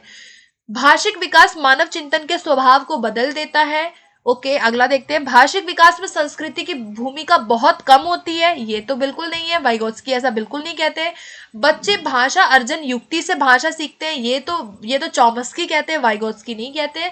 तो यहाँ पे हमारा सही आंसर बी वाला हो जाएगा कि जो लैंग्वेज डेवलपमेंट है वो हमारे थॉट को बदलता है। ठीक है, जैसे कि वाइगोत्स्की ने कहा है कि लैंग्वेज जो है बहुत ज्यादा इंपॉर्टेंट रोल प्ले करता है बच्चे के कॉग्निटिव डेवलपमेंट में, चिंतन को बनाने में लैंग्वेज इंपॉर्टेंट है, ऐसा कहते हैं कौन? वाइगोत्स्की। तो यहाँ पे बी वाला करेक्ट हो जाएगा। चलिए क्वेश्चन नंबर 69 कहता है, वेरी वेरी इंपॉर्टेंट क्वेश्चन है कि जीन पियाजे के अनुसार प्रस्तुत संरक्षण के प्रत्यय से क्या मतलब है? मतलब संरक्षण का क्या मतलब होता है, कंजर्वेशन का क्या मतलब होता है? ठीक है, अब देखो, कंजर्वेशन मतलब वन्य जीव या वनों का संरक्षण है, जो कि पियाजे ने बोला, ये गलत है। ठीक है, वनों का संरक्षण नहीं होता। संरक्षण का मतलब होता है कि जो भी आपने भौतिक जो गुणधर्म होते हैं वस्तुओं के, वो चाहे आकृति बदल जाए, वो गुणधर्म नहीं बदलेंगे। ठीक है, कैरेक्टरिस्टिक्स वही रहेंगे। तो यहाँ पे हमारा बी वाला बिल्कुल करेक्ट होगा। Certain physical properties remain, appearances change, मतलब कि जो भी प्रॉपर्टीज है वो रिमेन द सेम, वो सेम रहेंगी, चाहे उनके अपीयरेंस कुछ भी चेंज हो जाए। ठीक है, जैसे कि अगर इस बर्तन का पानी इस बर्तन में डाल दूं तो भले ही आकृति बदल जाए लेकिन प्रॉपर्टीज तो वही रहेंगी ना। अगर यहाँ पे मान लो कि 100 ml है वाटर है, तो इसमें जाके भी 100 ml ही होगा, वो बदलेगा नहीं। तो यही कंजर्वेशन है। ठीक है, बी वाला करेक्ट हो जाएगा। अगला प्रश्न देखते हैं, क्वेश्चन नंबर हमारा 70 आता है, जीन पियाजे के संज्ञानात्मक विकास सिद्धांत के बारे में निम्नलिखित कथनों में से सही कथन कौन सा है? राइट वाला कथन आपको बिल्कुल बताना है। यहाँ पे फटाफट से एक बार आप लोग भी ऑप्शंस को रीड करेंगे एंड देन आप सोचेंगे कि क्या आपको इसमें करेक्ट आंसर लग रहा है। ठीक है, पहला है कि पियाजे का तर्क है कि संज्ञानात्मक विकास चरणों में आगे बढ़ने की अपेक्षा निरंतर होता है। पियाजे ने संज्ञानात्मक विकास के 5 चरण प्रस्तावित किए, तो 5 तो बिल्कुल नहीं किए, ये वाला रॉन्ग हो गया। किसी भी चरण को छोड़ा नहीं जा सकता क्योंकि ये चरण स्थिर है, या बच्चों के सांस्कृतिक आधार के अनुसार इनका क्रम बदला जा सकता है। तो देखो, क्रम को नहीं बदल सकते हम। यहाँ पे हमारा जो करेक्ट आंसर होगा वो हमारा सी वाला करेक्ट होगा, क्योंकि उन्होंने चरण बोले हैं, उन्होंने 4 चरण दिए थे और उन्होंने बोला कि ये जो स्टेजेस है वो स्किप नहीं होंगे, हर व्यक्ति इन अवस्थाओं से जरूर गुजरेगा। ठीक है, याद रखना, पियाजे की थ्योरी में उन्होंने कहा कि हम किसी भी चरण को, किसी भी अवस्था को छोड़ नहीं सकते हैं, ये चरण एक तरह से स्थिरता को लगाते हैं। जो चरण स्थिर है वो स्थिर ही रहेंगे और वैसे ही हमारा संज्ञानात्मक विकास होता है। तो यहाँ हमारा क्या करेक्ट आंसर होगा गाइस? सी वाला बिल्कुल करेक्ट आंसर होगा। ठीक है, चलिए क्वेश्चन नंबर 71 पे आते हैं। क्वेश्चन 71 आता है कि लेव वाइगोत्स्की के समाज संरचना सिद्धांत में दृढ़ विश्वास रखने वाले शिक्षक के नाते आप अपने बच्चों के आकलन के लिए निम्नलिखित में से किस विधि को वरीयता देंगे? ठीक है, कौन सी विधि को आप यहाँ पे अपनाएंगे? पहला है कि तथ्यों पर आधारित प्रत्यास्मरण के प्रश्न होंगे, वस्तुपरक बहुविकल्पी प्रकार के प्रश्न होंगे, सहयोगी प्रोजेक्ट होगा या मानकीकृत परीक्षण होगा। तो अगर आप वाइगोत्स्की की थ्योरी को बहुत फॉलो करते हैं तो आप कैसे उनका टेस्ट लोगे? तो हम वहां पे कोलैबोरेटिव प्रोजेक्ट से टेस्ट लेंगे। वाइगोत्स्की के अकॉर्डिंग हम सहयोग से ग्रुप में उनको ग्रुप के थ्रू हम उनका आकलन करेंगे। तो यहाँ पे सी इसका करेक्ट आंसर इस क्वेश्चन का हमारा हो जाएगा। ठीक है, अगला क्वेश्चन देखते हैं। क्वेश्चन नंबर 72 आता है, वेरी वेरी इंपॉर्टेंट है, आ सकता है। ठीक है, क्वेश्चन नंबर 72 कहता है कि कोई 5 साल की लड़की एक टी शर्ट को तह करते हुए अपने आप से बातें करती है, तो लड़की द्वारा जो ये व्यवहार है इसके अनुसार कौन सा वाला आपको बिल्कुल सही लग रहा है? ठीक है, प्याजे और वाइगोत्स्की का बताना है। ठीक है, पहला है कि जीन प्याजे इसकी व्याख्या सामाजिक अन्योन क्रिया के रूप में करेगा, बिल्कुल भी नहीं करेगा, है ना। जीन प्याजे सामाजिक अन्योन क्रिया के रूप में इसकी व्याख्या नहीं करेगा, तो यहीं पे हमारा ऑप्शन गलत हो गया। सेकेंड है जीन प्याजे और लेव वाइगोत्स्की इसकी व्याख्या बच्चे के द्वारा अपनी माँ के अनुकरण के रूप में करेंगे, नहीं, अनुकरण को दोनों नहीं मानते। ठीक है, जीन प्याजे और लेव वाइगोत्स्की इसकी व्याख्या बच्चे के विचारों की अहम केंद्रित प्रकृति के रूप में कहेंगे, दोनों ही अहम केंद्रित भाषा नहीं बोलेंगे, सिर्फ प्याजे बोलते हैं। लास्ट वाला हमारा जो यहाँ पे स्टेटमेंट है वो बिल्कुल करेक्ट है कि जीन प्याजे इसे अहम केंद्रित भाषा कहेगा और लेव वाइगोत्स्की इसकी व्याख्या बच्चे द्वारा निजी भाषा से अपनी क्रियाओं को नियमित करने के प्रयासों के रूप में करेगा। मतलब कि प्याजे कहते हैं कि बच्चे जो है वो ईगोसेंट्रिक स्पीच का यूज करते हैं जब वो खुद से बात करते हैं, लेकिन वाइगोत्स्की कहते हैं कि बच्चे अपने आप को गाइड करने के लिए इस तरह की भाषा जिसे प्राइवेट स्पीच कहा गया उसका प्रयोग बच्चे करते हैं। तो डी यहाँ पर हमारा करेक्ट आंसर हो जाएगा इस क्वेश्चन के लिए। ठीक है, चलिए क्वेश्चन नंबर 73 आता है कि प्याजे के अनुसार स्कीमा निर्माण वर्तमान योजनाओं के अनुरूप बनाने हेतु नवीन जानकारी में संशोधन और जानकारी के आधार पर पुरानी योजनाओं में संशोधन के परिणाम के रूप में घटित होता है। तो इन दो प्रक्रियाओं को क्या जाना जाता है? देखो सीधी सी बात है, इसमें क्या बोला गया है कि जो हम अपने वातावरण में अडाप्ट करते हैं, जो हम अडाप्टेशन करते हैं, जो हम अपने स्कीमा में ऐड कर रहे हैं, जोड़ रहे हैं या चेंज कर रहे हैं, वो किन दो प्रक्रियाओं से करते हैं? तो वहां पे हमारा सीधा सा आंसर क्या होगा गाइस? Assimilation and accommodation. हम समावेशन से और समायोजन से अपने स्कीमा में जानकारी को जोड़ते हैं और बदलाव लाते हैं। समावेशन होगा तो जोड़ होगा और बदलाव होगा तो समायोजन होगा। तो यहाँ पे बी हमारा बिल्कुल करेक्ट आंसर हो जाएगा। ठीक है, अगला प्रश्न देखते हैं। क्वेश्चन नंबर 74 आता है, जीन प्याजे के अनुसार अधिगम के लिए निम्नलिखित में से क्या जरूरी है? जीन प्याजे के अनुसार आपको बताना है कि लर्निंग में क्या जरूरी है। ईश्वरीय न्याय पर विश्वास, शिक्षकों और माता पिता द्वारा पुनर्बलन, शिक्षार्थी द्वारा वातावरण की सक्रिय खोजबीन या वयस्कों के व्यवहार का अवलोकन। तो प्याजे क्या कहते हैं भाई कि एक्टिव एक्सप्लोरेशन हम करेंगे। एक बच्चा अपने एनवायरनमेंट में एक्टिवली क्या करेगा? खोज करेगा, ज्ञान का निर्माण करेगा। तो यहाँ पे बी वाला, एक्चुअली ये सी ऑप्शन है तो सी वाला हमारा करेक्ट आंसर इसका हो जाएगा। अगला प्रश्न देखते हैं। क्वेश्चन नंबर 75 आता है कि किसी बच्चे का दिया गया विशिष्ट उत्तर कोलबर्ग के नैतिक तर्क के सोपानों की विषय वस्तु के किस सोपान में आएगा? अब आपको ये पढ़ना है और बताना है कि ये कौन सी अवस्था है। ठीक है, क्या लिखा है कि यदि आप ईमानदार हैं तो आपके माता पिता आप पर गर्व करेंगे, इसीलिए आपको ईमानदार रहना चाहिए। तो ये कौन सी अवस्था है भाई? अच्छा लड़का अच्छा लड़की है, कानून व्यवस्था है, दंड आज्ञाकारिता है, या सामाजिक संकुचन अनुकूलन है। तो यहाँ पे क्या है भाई कि अगर आप ईमानदार हैं, है ना, तो आपके माता पिता आप पे गर्व करेंगे, आपको बहुत ज्यादा सपोर्ट करेंगे, आपको प्रेस करेंगे। तो यहाँ पे बच्चा जो निर्णय लेता है वो खुद दूसरों की नजरों में अच्छा बनने के लिए लेता है, यानी कि ये good boy good girl orientation हो जाएगा। स्टेज नंबर 3 यहाँ पे हमारा ये अवस्था हो जाएगी। ठीक है, तो ए आंसर हमारा बिल्कुल यहाँ पे करेक्ट होगा। नेक्स्ट देखते हैं अगला क्वेश्चन। अगला क्वेश्चन आता है क्वेश्चन नंबर 75 कि इनमें से कौन सा उदाहरण पहल बनाम अपराध बोध का है। ये क्वेश्चन एरिक्सन से है। ठीक है गाइस, बताओ जरा autonomy versus shame and doubt वाली जो अवस्था होती है वो कौन सी है। पहला है कि एक शिशु द्वारा खिलौने को देखना, एक किशोर द्वारा नए फैशन और बालों को बनाना, एक बालक द्वारा खुद से वस्त्रों को पहनना, या एक छात्र द्वारा कठिन गणित अभ्यास को हल करना। तो आपका autonomy versus shame and doubt जो है ये एरिक्सन की सेकंड स्टेज होती है। कौन सी स्टेज है एरिक्सन की? सेकंड वाली होती है, जो कि आपका बेसिकली इन्फेंसी में ही आएगी। तो ये हमारा क्या होगा यहाँ पे? थर्ड वाला बिल्कुल करेक्ट होगा। जब एक बालक खुद से कपड़े पहनने लग जाता है, जूते पहनने लग जाता है, खुद से ब्रश करना, टॉयलेट ट्रेनिंग करने लग जाता है, यानी कि उसके अंदर क्या आती है? ऑटोनोमी आती है। तो खुद से वस्त्रों को पहनना जब बच्चा पहनता है तो उसके अंदर ऑटोनोमी यहाँ पे विकसित हो जाएगी।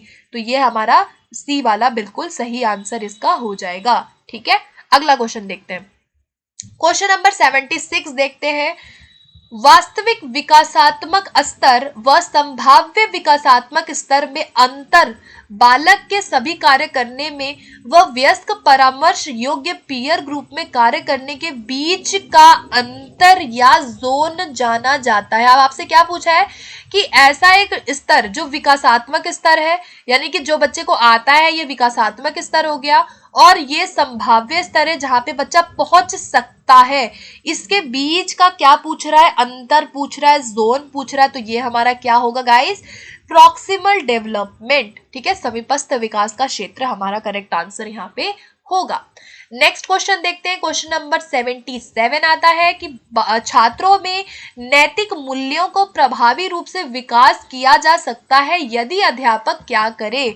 बार बार मूल्यों की बात करे, उन पर स्वयं आचरण करे, महान व्यक्तियों की कहानियां सुनाए, या देवी देवताओं की बातें करे।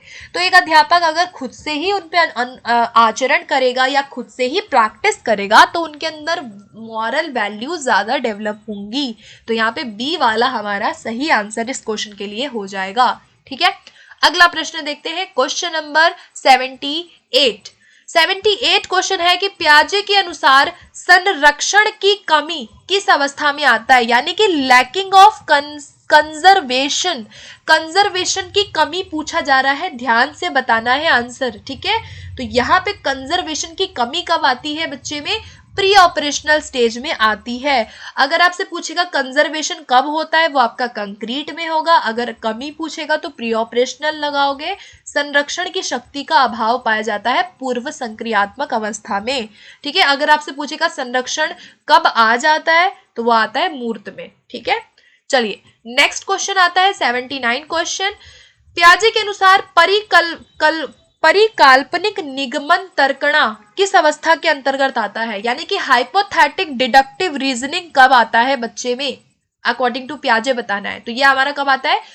Abstract operational stage. अमूर्त संक्रियात्मक अवस्था में बच्चा हाइपोथेटिकली डिडक्टिवली रीजनिंग करने लग जाता है, अमूर्त तरीके से सोचने समझने लग जाता है, सभी प्रकार के तार्किक चिंतन का विकास यहाँ बच्चे का हो जाता है। तो option number C will be right answer. ठीक है, अगला क्वेश्चन देखते हैं। क्वेश्चन नंबर 80 कहता है कि पियाजे के अनुसार अपलटावी अवस्था कौन सी होती है, यानी कि इररिवर्सिबिलिटी बच्चे में कब आती है? ये बहुत इंपॉर्टेंट क्वेश्चन है गाइस।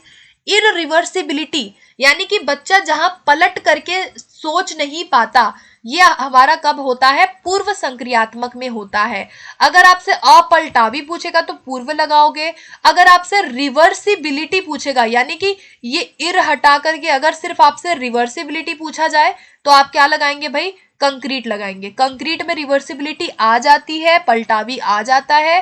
अपलटावी हमारा पूर्व में होता है, जहां बच्चा जो है पलट करके नहीं समझ पाता, नहीं सोच पाता। ठीक है, चलिए अगला प्रश्न देखेंगे। क्वेश्चन नंबर 81 कहता है पियाजे के अनुसार वर्गीकरण कब आ जाता है? फटाफट से सोच के बताओ। अब वर्गीकरण कब आता है पियाजे के अनुसार?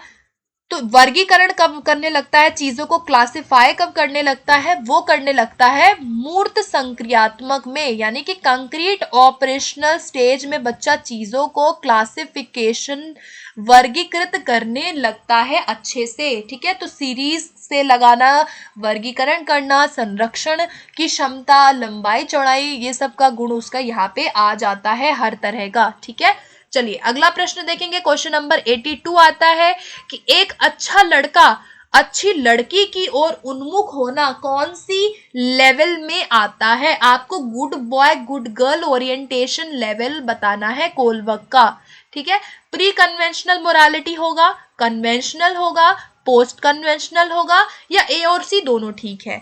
तो यहाँ पे हमारा गुड बॉय गुड गर्ल जो स्टेज होती है वो स्टेज नंबर 3 होती है। कौन सी होती है गाइस? स्टेज नंबर 3 होती है, जो कि हमारे कन्वेंशनल लेवल में आता है।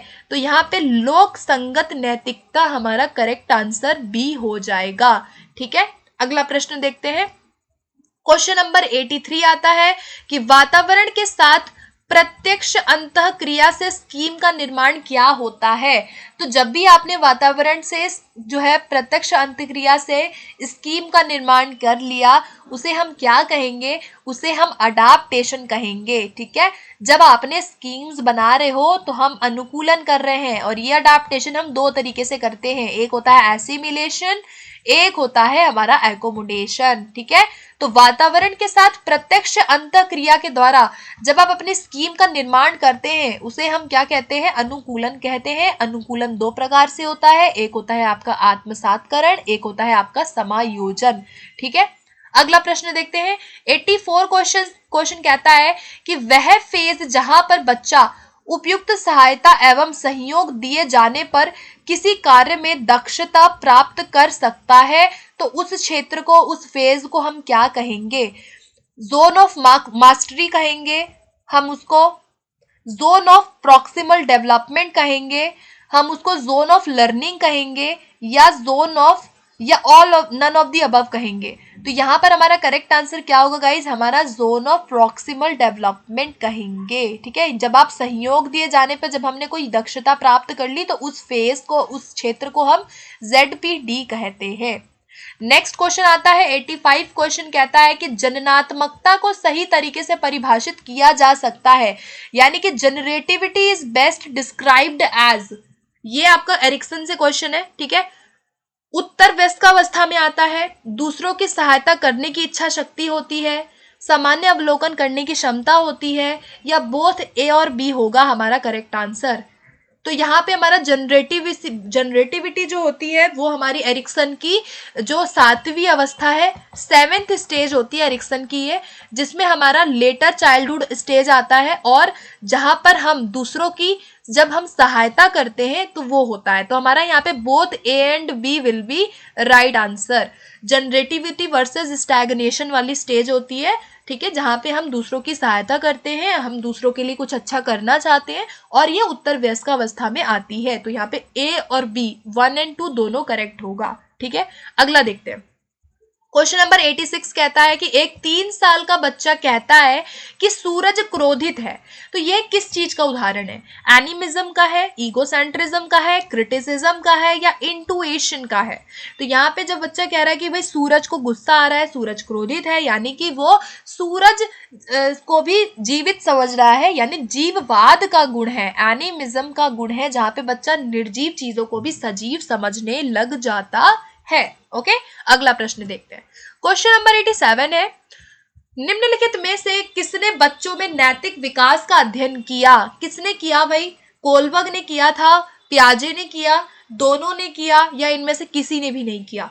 तो मॉरल डेवलपमेंट का जो अध्ययन है वो कोलबर्ग ने किया है, पियाजे ने भी किया है। यहाँ पे हमारे दोनों ही करेक्ट आंसर हो जाएंगे, ठीक है। पियाजे ने भी मॉरल डेवलपमेंट की बात की और कोलबर्ग ने भी की है, दोनों ने की है, इसलिए यहाँ पे हमारा 1 और 2 will be right answer, option number सी।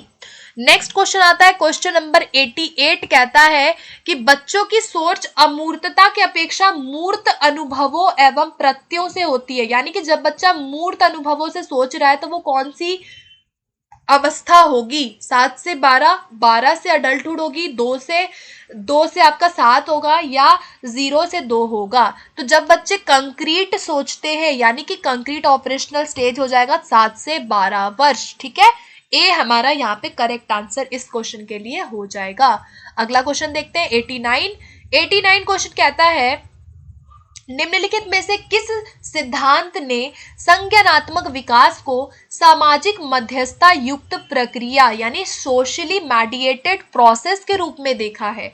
सामाजिक सांस्कृतिक सिद्धांत, सामाजिक अधिगम सिद्धांत, मनोलैंगिक सिद्धांत या चिन्ह अधिगम सिद्धांत? किसने देखा कॉग्निटिव को? ध्यान देना, कॉग्निटिव डेवलपमेंट को सोशली किसने देखा? कौन सी थ्योरी में बात की गई है कॉग्निशन की एंड सोशल की? तो ये आपका सोशियो कल्चरल थ्योरी में कहा गया है, ठीक है। सोशियो कल्चरल थ्योरी वाइगोस्की ने कहा कि भाई हमारा जो संज्ञान है, हमारा जो संज्ञानात्मक विकास होता है वो समाज से ज्यादा और संस्कृति से होता है, ठीक है।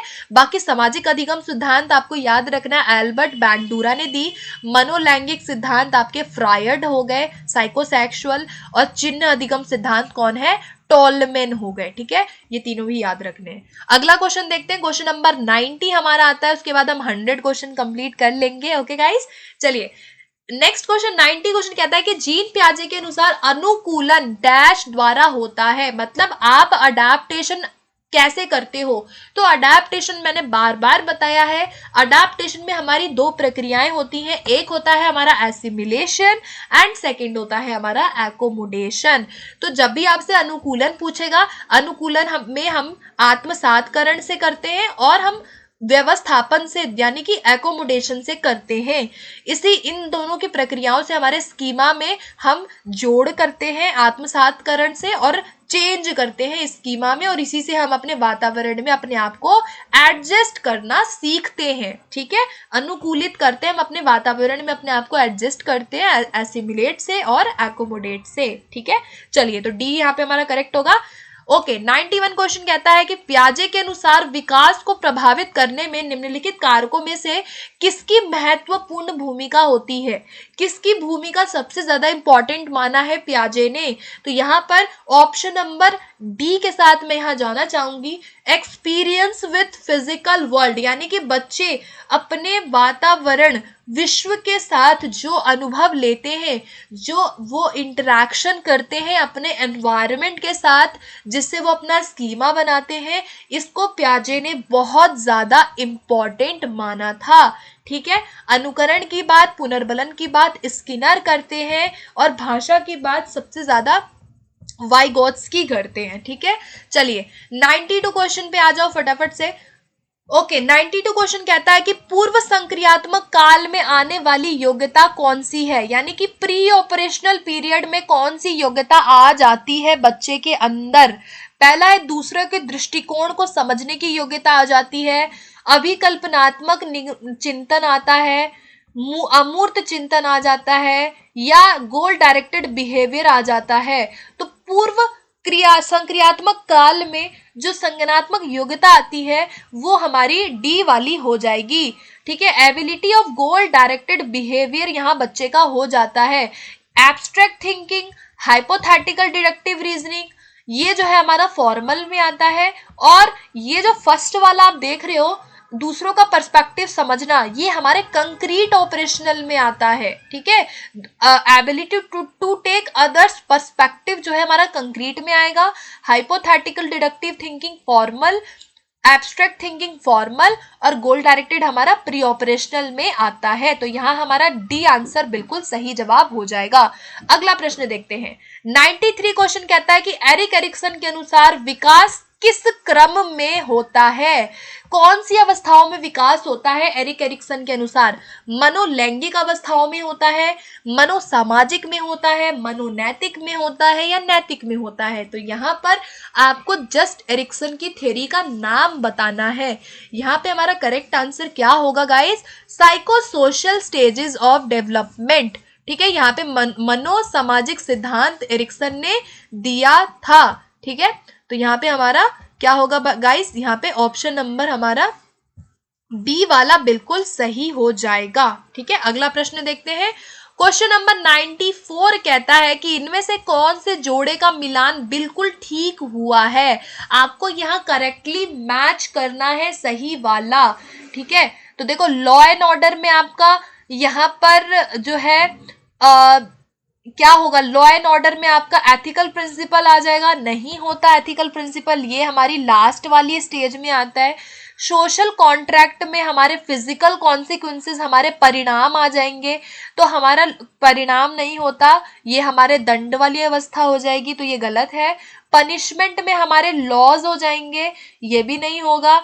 यहाँ पे हमारा डी वाला बिल्कुल करेक्ट होगा। अच्छा लड़का अच्छा लड़की वाला हमारा पेयर बिल्कुल ठीक है, जहां पे हम अच्छा बनकर स्वीकृति प्राप्त करना चाहते हैं, तो डी इसका करेक्ट आंसर होगा। ठीक है, चलिए 95 क्वेश्चन पे आ जाते हैं। 95 क्वेश्चन कह रहा है कि वाइगोत्स्की के अनुसार सीखने को किससे अलग हम नहीं कर सकते, किससे हम सेपरेट नहीं कर सकते? पहला, व्यवहार में मापने योग्य परिवर्तन से, अवबोधन और अवधानात्मक प्रक्रियाओं से, उसके सामाजिक संदर्भ से या पुनर्बलन से। तो सीखने को अलग हम उसके सामाजिक संदर्भ से बिल्कुल भी नहीं कर सकते, क्योंकि समाज की बात वाइगोत्स्की बहुत ज्यादा करते हैं। तो यहाँ सी हमारा करेक्ट आंसर हो जाएगा। अगला प्रश्न देखते हैं। 96 क्वेश्चन हमारा आज का है। ठीक है, किसी बच्चे को दिया गया विशिष्ट उत्तर कोलबर्ग के नैतिक तर्क के सोपानों के विषय वस्तु में किसमें आएगा? यदि आप ईमानदार हैं तो आपके माता पिता आपको आप पर गर्व करेंगे, इसलिए आपको ईमानदार रहना चाहिए। तो ये कौन सी अवस्था है कोलबर्ग की? ये है अच्छा लड़की अच्छा लड़का बनने की अवस्था। स्टेज नंबर 3 आ जाएगा। ठीक है, इंटरपर्सनल, इसकी इंटरपर्सनल ओरिएंटेशन स्टेज इसको हम कह सकते हैं। इंटरपर्सनल सोशल, यहाँ पे रिलेशनशिप्स बच्चा बनाना चाहता है, तो यहाँ ए हमारा करेक्ट आंसर इस क्वेश्चन के लिए हो जाएगा। ठीक है, बाकी कानून व्यवस्था अनुकूलन जो है लॉ एंड ऑर्डर, ये आपका स्टेज नंबर 4 है। दंड वाली स्टेज नंबर 1 है, और ये लास्ट वाला हमारा स्टेज नंबर 5 है। ठीक है, चलिए 97 क्वेश्चन देखेंगे। एरिक्सन से क्वेश्चन है कि एरिक्सन के अनुसार मनोसामाजिक सिद्धांत की 8 अवस्थाओं में विश्वास बनाम अविश्वास कब विकसित होता है? आपको बताना है कि आपका ट्रस्ट वर्सेस मिसट्रस्ट कब आता है। पूर्व बाल्यावस्था में आता है, शैशवावस्था में आता है, वयस्कावस्था में या किशोरावस्था में? तो ये हमारा कब आता है गाइस? इनफेंसी में आता है। पहली अवस्था है ट्रस्ट वर्सेस मिसट्रस्ट, जो कि शैशवावस्था में आती है। ठीक है, पूर्व बाल्यावस्था में कौन सी आती है? यहाँ पे इनिशिएटिव वर्सेस गिल्ट हो जाएगी। वयस्कावस्था में हमारा इंटीमेसी वर्सेस आइसोलेशन हो जाएगा। एडोलेसेंस में हमारा आइडेंटिटी वर्सेस रोल कंफ्यूजन आता है। ठीक है, तो यहाँ पे हमारा सेकंड वाला करेक्ट हो जाएगा।